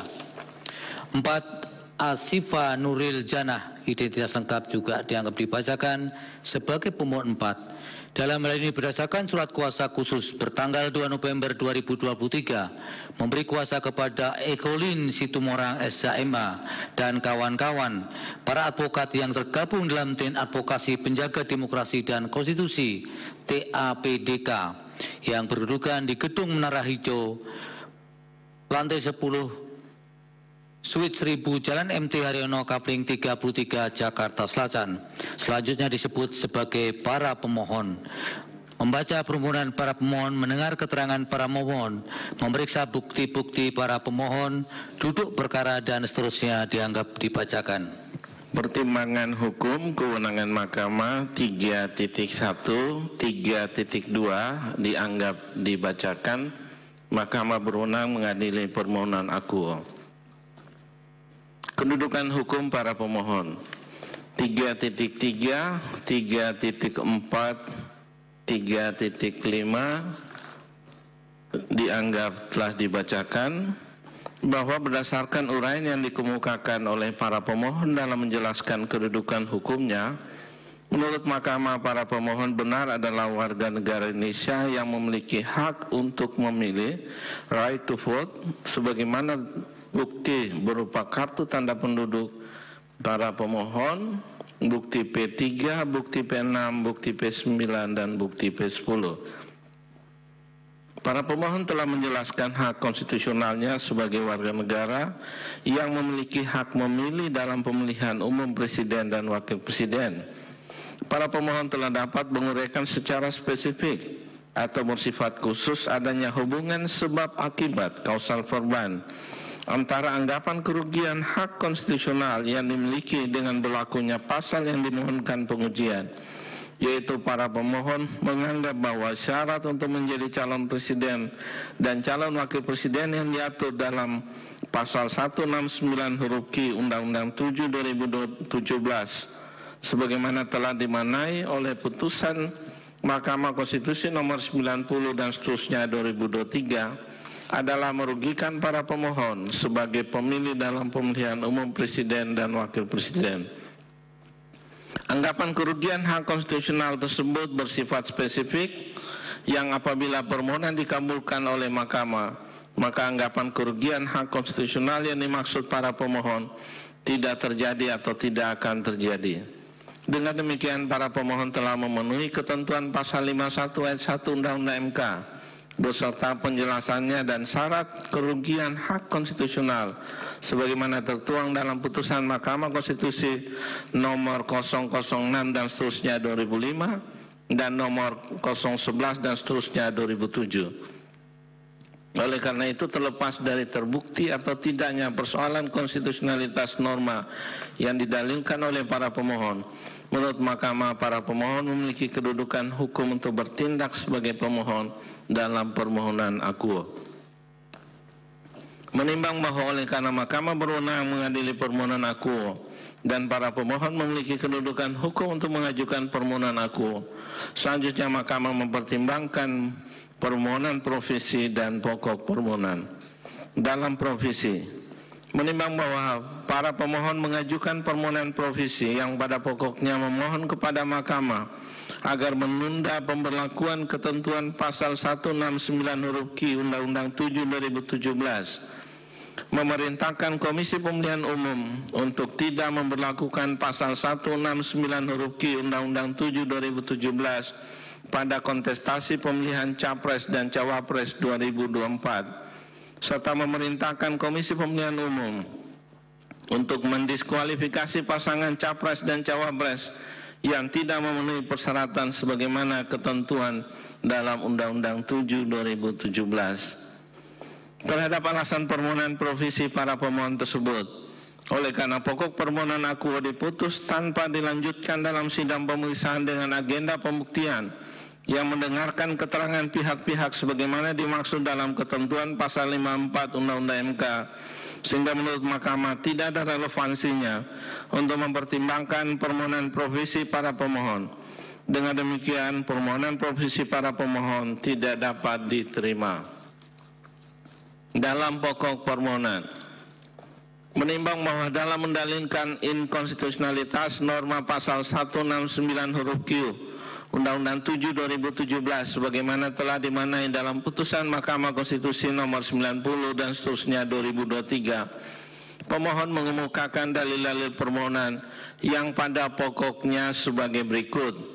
Alasan-alasan para pemohon selengkapnya telah dimuat dalam bagian duduk perkara.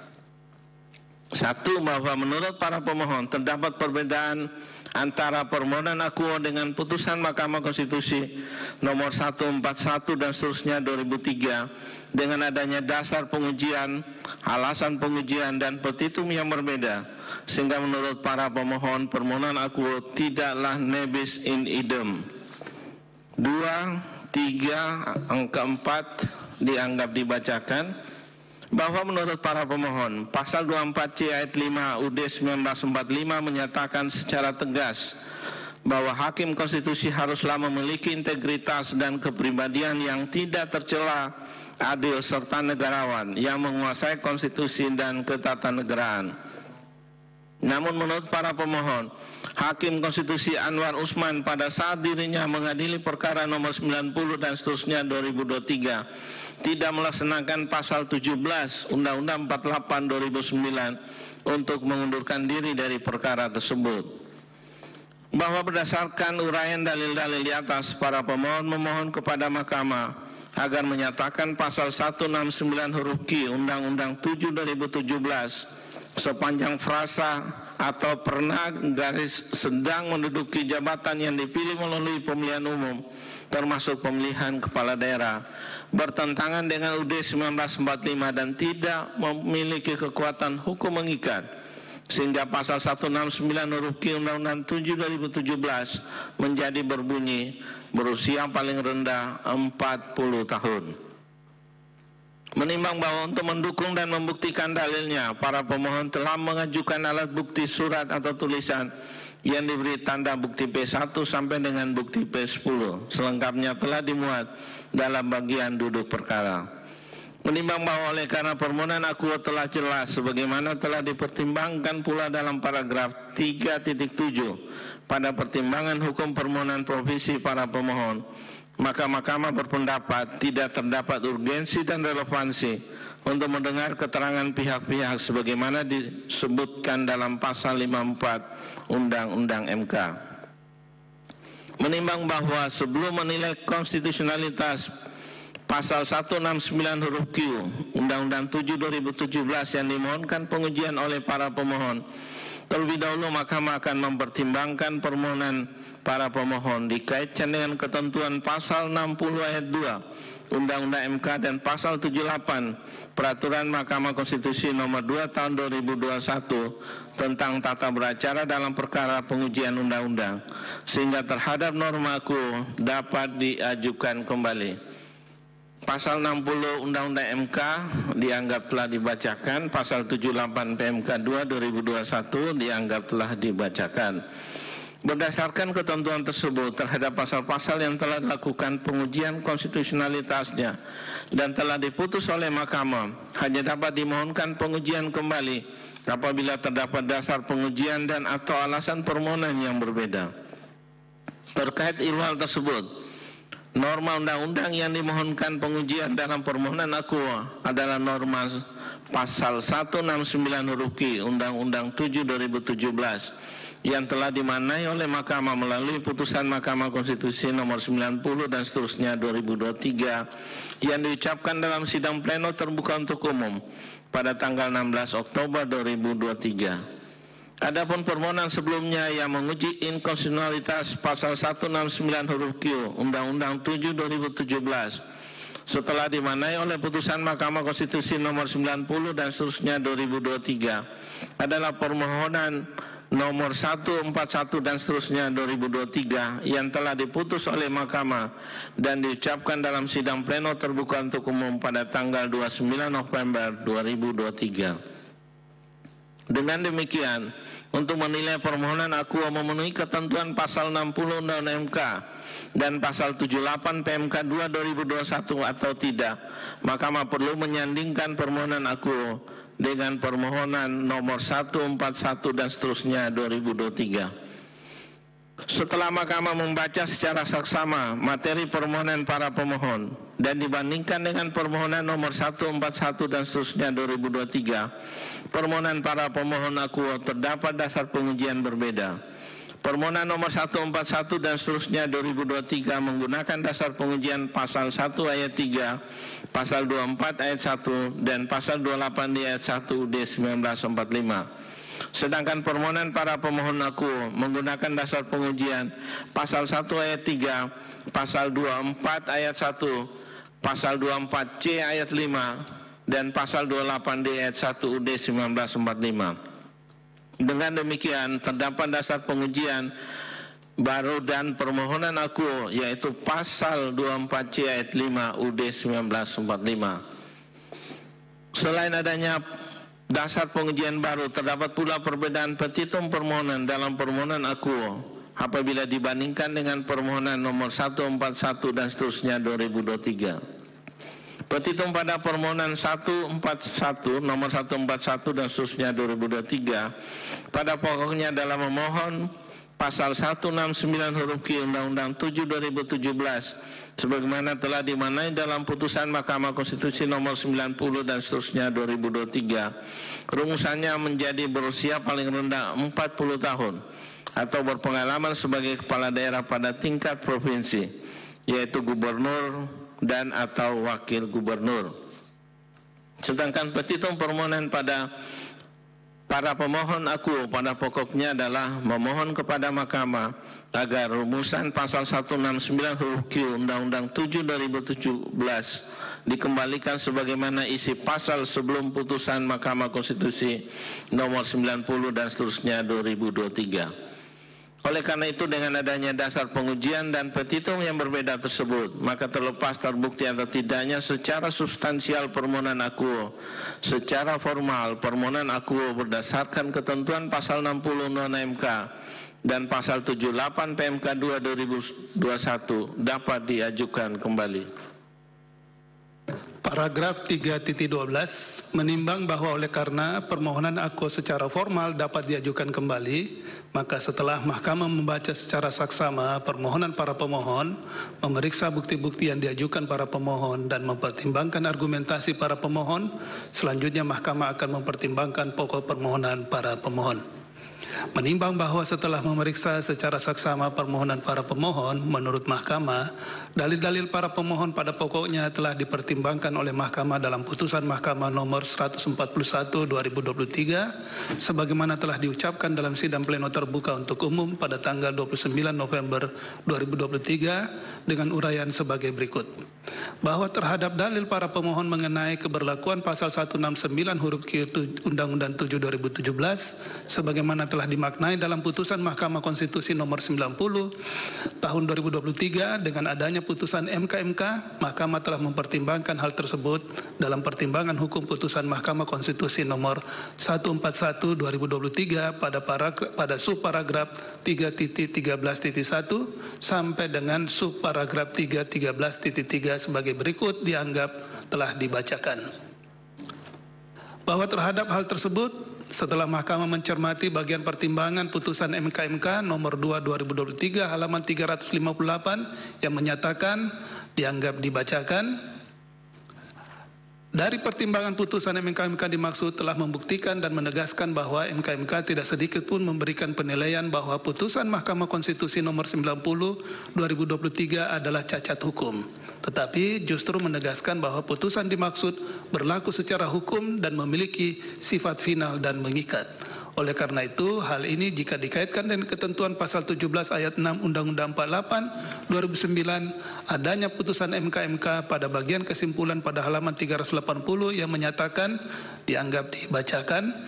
Hal tersebut juga membuktikan dan menegaskan bahwa MK telah berpendirian penilaian sah atau tidak sahnya putusan yang disebabkan adanya pelanggaran kode etik dalam proses pengambilan putusan, khususnya yang berkaitan dengan pasal 17 ayat 1 sampai dengan ayat 5 tidak dapat Undang-Undang 48 2009 tidak dapat diterapkan untuk menilai putusan dalam perkara pengujian undang-undang di Mahkamah Konstitusi in casu menilai sah atau tidak sahnya putusan Mahkamah Konstitusi nomor 90 2023.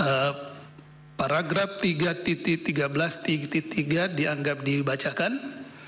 Berdasarkan pertimbangan hukum tersebut, menurut Mahkamah, adanya putusan MK tidak berarti membatalkan keberlakuan putusan Mahkamah Konstitusi nomor 90 2023, sehingga putusan dimaksud tetap berlaku sah, tetap berlaku secara hukum atau valid, serta memiliki sifat final dan mengikat.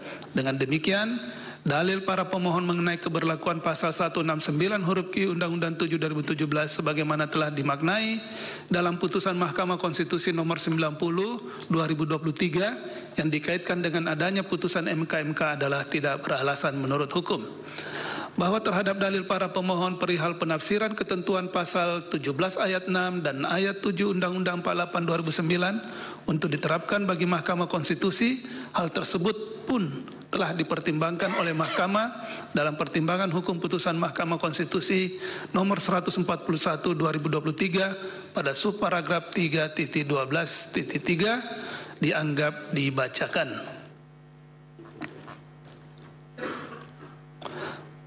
Berdasarkan pertimbangan hukum tersebut, menurut Mahkamah, pasal 17 ayat 6 dan ayat 7 Undang-Undang 48 2009 tidak dapat diberlakukan terhadap Mahkamah Konstitusi yang sifat kelembagaannya merupakan peradilan tingkat pertama dan terakhir dengan jumlah hakim konstitusi adalah 9 orang berdasarkan pasal 45 ayat 4 Undang-Undang MK dan pasal 66 ayat 3 PMK 2021, pengambilan putusan harus dilaksanakan secara musyawarah untuk mufakat dalam sidang pleno hakim konstitusi yang dipimpin oleh ketua sidang yang mengandung makna setiap perkara harus diputus oleh 9 atau sekurang-kurangnya 7 hakim konstitusi. Dalil para pemohon perihal penafsiran terhadap ketentuan pasal 17 ayat 6 dan ayat 7 Undang-Undang 48 2009 untuk diterapkan kepada Mahkamah Konstitusi adalah telah dipertimbangkan dalam putusan Mahkamah Konstitusi nomor 141 2023. Dalam pertimbangan hukum dimaksud, Mahkamah telah menegaskan bahwa Undang-Undang MK bersifat khusus, sehingga sejalan dengan asas lex specialis derogat legi generali, yaitu ketentuan yang lebih khusus mengenyampingkan ketentuan yang umum, karena kedua ketentuan dimaksud mempunyai derajat yang sama. Meskipun demikian, Mahkamah tetap mempertimbangkan pasal 17 Undang-Undang 48 2009 sepanjang ada relevansinya. In casu, pasal 17 ayat 1 sampai dengan ayat 5 Undang-Undang 48 2009 berlaku secara umum bagi pemegang kekuasaan kehakiman. Terlebih lagi, ihwal ini telah dinyatakan pula dalam putusan MK-MK yang antara lain menyatakan pasal 17 ayat 6 dan ayat 7 Undang-Undang 48 2009 tidak dapat diberlakukan dalam putusan perkara pengujian undang-undang terhadap Undang-Undang Dasar 1945 oleh Mahkamah Konstitusi. Vide putusan MK-MK nomor 2 2023 halaman 380. Dengan demikian dalil para pemohon aku adalah tidak beralasan menurut hukum. Bahwa selanjutnya para pemohon mendalilkan pasal 169 huruf Q Undang-Undang 7 2017 harus dikembalikan sebagaimana isi pasal sebelum putusan Mahkamah Konstitusi nomor 90 2023 karena menurut para pemohon cacat prosedural sehingga menimbulkan ketidakpastian hukum.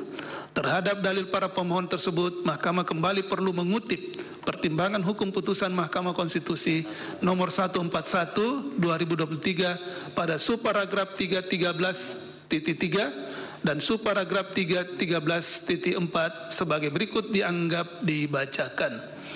Berdasarkan pertimbangan hukum tersebut, menurut Mahkamah, putusan Mahkamah Konstitusi nomor 90 2023 tetap mempunyai kekuatan hukum mengikat sebagaimana telah ditegaskan dalam putusan Mahkamah Konstitusi nomor 141. Jikapun menurut para pemohon masih terdapat persoalan konstitusionalitas norma setelah adanya pendirian Mahkamah dalam putusannya, hal tersebut merupakan wilayah kewenangan pembentuk undang-undang. Dengan demikian, dalil para pemohon aku adalah tidak beralasan menurut hukum.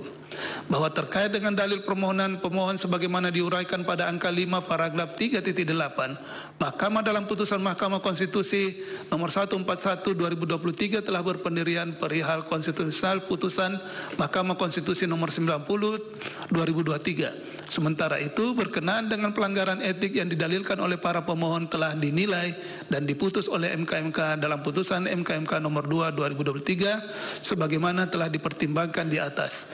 Dengan demikian, dalil para pemohon berkenaan dengan dasar pengujian pasal 24C ayat 5 Undang-Undang Dasar 1945 adalah tidak beralasan menurut hukum.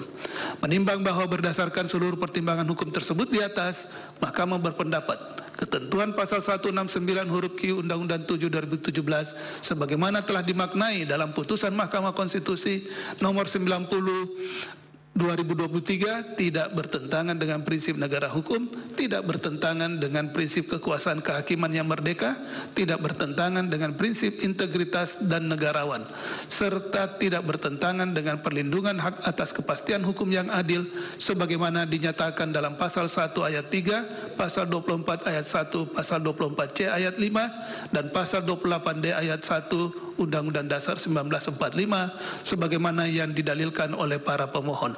Dengan demikian, permohonan para pemohon adalah tidak beralasan menurut hukum untuk seluruhnya. Menimbang hal-hal lain tidak dipertimbangkan lebih lanjut karena dinilai tidak ada relevansinya. Konklusi berdasarkan penilaian atas fakta dan hukum sebagaimana diuraikan di atas, Mahkamah berkesimpulan, Mahkamah berwenang mengadili permohonan aku, para pemohon memiliki kedudukan hukum untuk mengajukan permohonan aku. Permohonan provisi para pemohon tidak dapat diterima, pokok permohonan tidak berdasarkan menurut hukum untuk seluruhnya. Berdasarkan Undang-Undang Dasar Negara Indonesia tahun 1945, Undang-Undang Nomor 24 tahun 2003 tentang Mahkamah Konstitusi, sebagaimana telah diubah dan seterusnya dianggap dibacakan, amar putusan mengadili dalam provisi menyatakan permohonan provisi para pemohon tidak dapat diterima. Dalam pokok permohonan, menolak permohonan para pemohon untuk seluruhnya.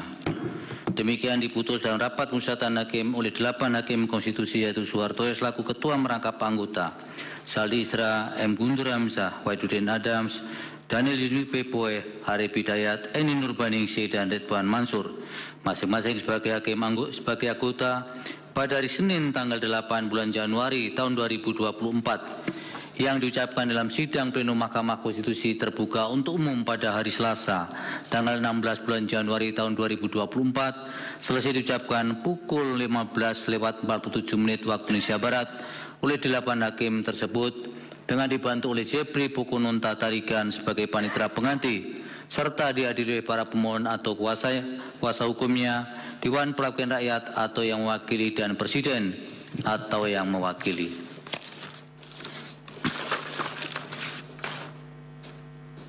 Putusan nomor 151 garis miring PU garis datar 21 Romawi garis miring 2023 demi keadilan berdasarkan ketuhanan Yang Maha Esa. Mahkamah Konstitusi Republik Indonesia yang mengadili perkara konstitusi pada tingkat pertama dan terakhir menyatukan putusan dalam perkara pengujian material Undang-Undang Nomor 24 Tahun 2003 tentang Mahkamah Konstitusi terhadap Undang-Undang Dasar Negara Republik Indonesia tahun 1945 yang diajukan oleh satu nama Sugeng Nugroho, identitas lengkap ada dalam putusan ini. Selanjutnya disebut sebagai pemohon 1, 2 nama Teguh Prihandoko, identitasnya juga lengkap ada dalam putusan ini. Selanjutnya disebut sebagai pemohon 2, 3 nama Azim Marhindra Amedi Esa, identitas lengkap juga ada dalam putusan ini. Selanjutnya disebut sebagai pemohon 3. Berdasarkan surat kuasa khusus bertanggal 2 November 2023 memberi kuasa kepada Predik Jakob Pinakunari SHSE dan kawan-kawan, kesemuanya adalah advokat dan konsultan hukum yang tergabung dalam tim advokat pejuang penegak konstitusi atau petisi beralamat di Opis 8 Building lantai 17 Jalan Jenderal Sudirman Kaping 5253 SCBD Lot 28 Jakarta. Bertindak baik secara bersama-sama maupun sendiri untuk dan atas nama pemberi kuasa, selanjutnya disebut sebagai para pemohon. Membaca permohonan para pemohon, mendengar keterangan para pemohon, memeriksa bukti-bukti para pemohon, duduk perkara dan seterusnya dianggap dibacakan. Pertimbangan hukum kewenangan Mahkamah 3.1 3.2 Mahkamah berwenang mengadili permohonan aku. Kedudukan hukum pemohon 3.3, 3.4, 3.5 dianggap dibacakan. Para pemohon memiliki kedudukan hukum untuk bertindak sebagai pemohon dalam permohonan aku. Menimbang bahwa karena Mahkamah berwenang mengadili permohonan aku dan para pemohon memiliki kedudukan hukum untuk bertindak sebagai pemohon, selanjutnya Mahkamah akan mempertimbangkan pokok permohonan. Pokok permohonan.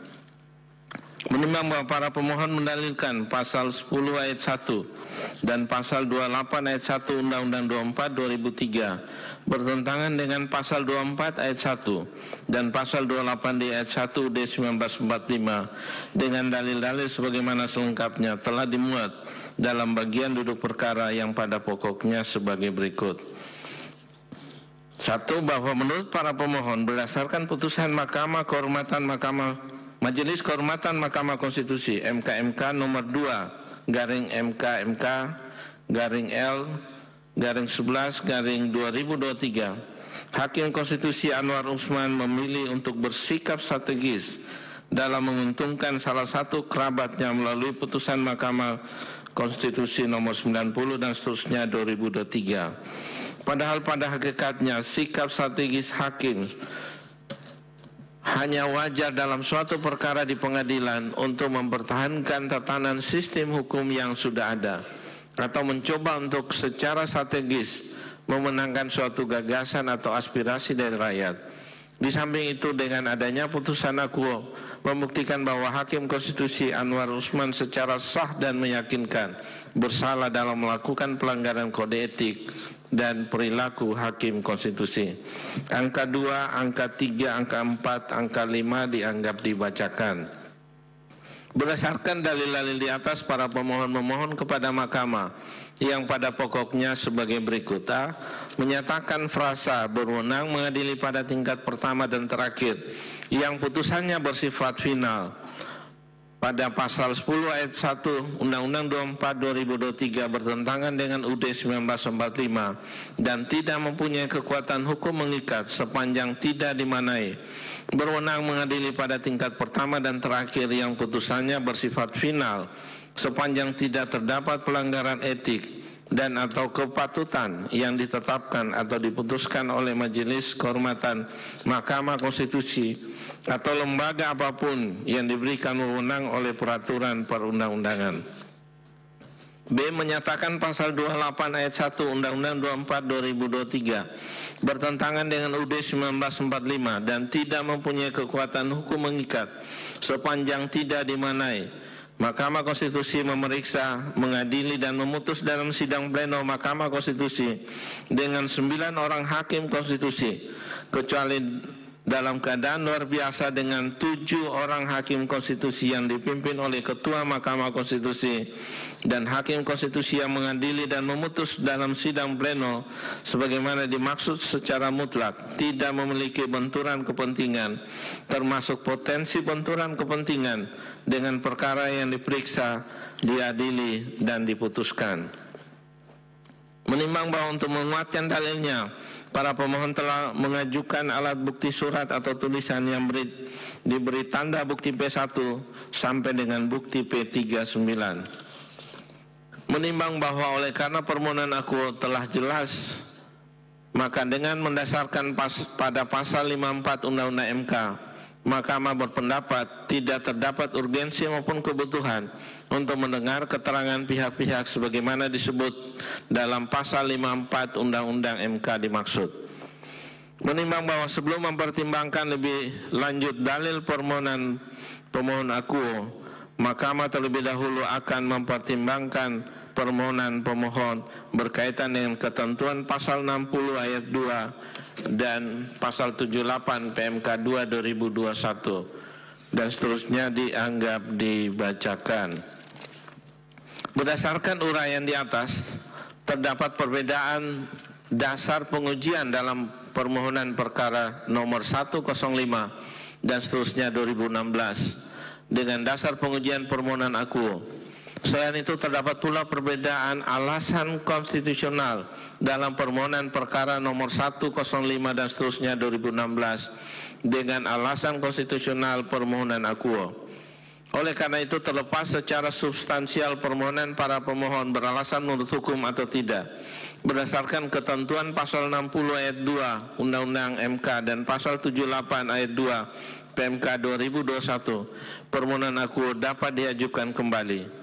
Sementara itu berkaitan dengan pasal 28 ayat 1 Undang-Undang 24 2003, Mahkamah menilai tidak ada relevansinya untuk mengaitkannya dengan ketentuan pasal 60 ayat 2 Undang-Undang MK dan pasal 78 ayat 2 PMK 2 2021 karena terhadap norma akuo belum pernah dilakukan pengujian di Mahkamah.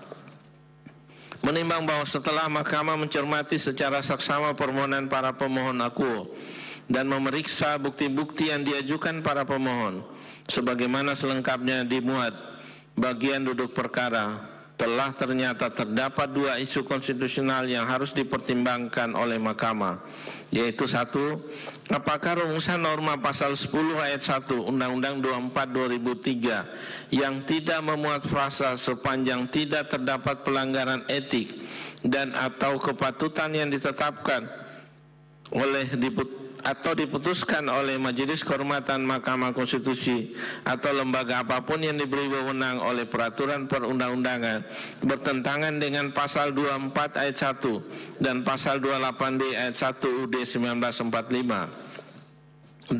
Apakah rumusan norma pasal 28 ayat 1 Undang-Undang 24/2003 yang tidak memuat frasa dan hakim konstitusi yang mengadili dan memutus dalam sidang pleno sebagaimana dimaksud secara mutlak tidak memiliki benturan kepentingan, termasuk potensi benturan kepentingan dengan perkara yang diperiksa, diadili dan diputuskan bertentangan dengan pasal 24 ayat 1 dan pasal 28D ayat 1 UUD 1945.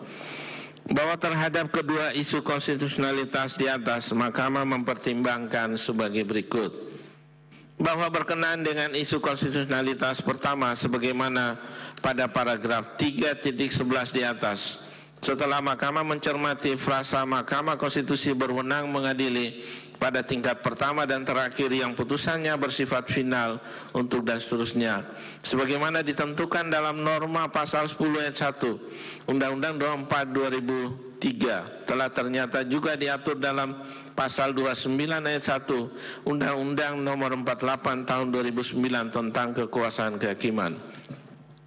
Pengaturan kedua frasa dalam pasal-pasal tersebut merupakan tindak lanjut dari ketentuan norma pasal 24C ayat 1 UUD 1945. Oleh karena itu, jika dikaitkan dengan pasal 24C ayat 1 UUD 1945, adanya penambahan norma sebagaimana didalilkan para pemohon justru bertentangan dengan pasal 24C ayat 1 UUD 1945. Terlebih dalam putusan Mahkamah Konstitusi nomor 141 dan seterusnya 2023 yang diucapkan dalam sidang pleno terbuka untuk umum pada tanggal 29 November 2023 yang pada pokoknya menyatakan putusan Mahkamah Konstitusi mempunyai kekuatan hukum tetap sejak diucapkan dalam sidang pleno terbuka untuk umum. Dengan demikian, dalil permohonan para pemohon berkenaan dengan norma pasal 10 ayat 1 Undang-Undang 24/2003 yang tidak memuat frasa sepanjang tidak terdapat pelanggaran etik dan atau kepatutan yang ditetapkan atau diputuskan oleh Majelis Kehormatan Mahkamah Konstitusi atau lembaga apapun yang diberi wewenang oleh peraturan perundangan adalah tidak beralasan menurut hukum. Bahwa selanjutnya berkenaan dengan isu konstitusional kedua sebagaimana pada paragraf 3.11 di atas, khususnya terkait erat dengan benturan kepentingan atau potensi adanya benturan kepentingan. Mahkamah telah memutus dalam putusan Mahkamah Konstitusi nomor 131 dan seterusnya 2023 yang diucapkan dalam sidang pleno terbuka untuk umum pada tanggal 21 Desember 2023 yang antara lain menyatakan dianggap dibacakan. Berdasarkan kutipan pertimbangan hukum di atas, oleh karena isu konstitusional yang didalilkan para pemohon dalam permohonan akuo pada hakikatnya sama dengan apa yang telah diputus oleh Mahkamah dalam putusan Mahkamah Konstitusi nomor 131 dan seterusnya 2023. Meskipun dengan pasal yang dimohonkan pengujiannya berbeda, dasar pengujian yang berbeda serta alasan konstitusional yang digunakan oleh pemohon juga berbeda.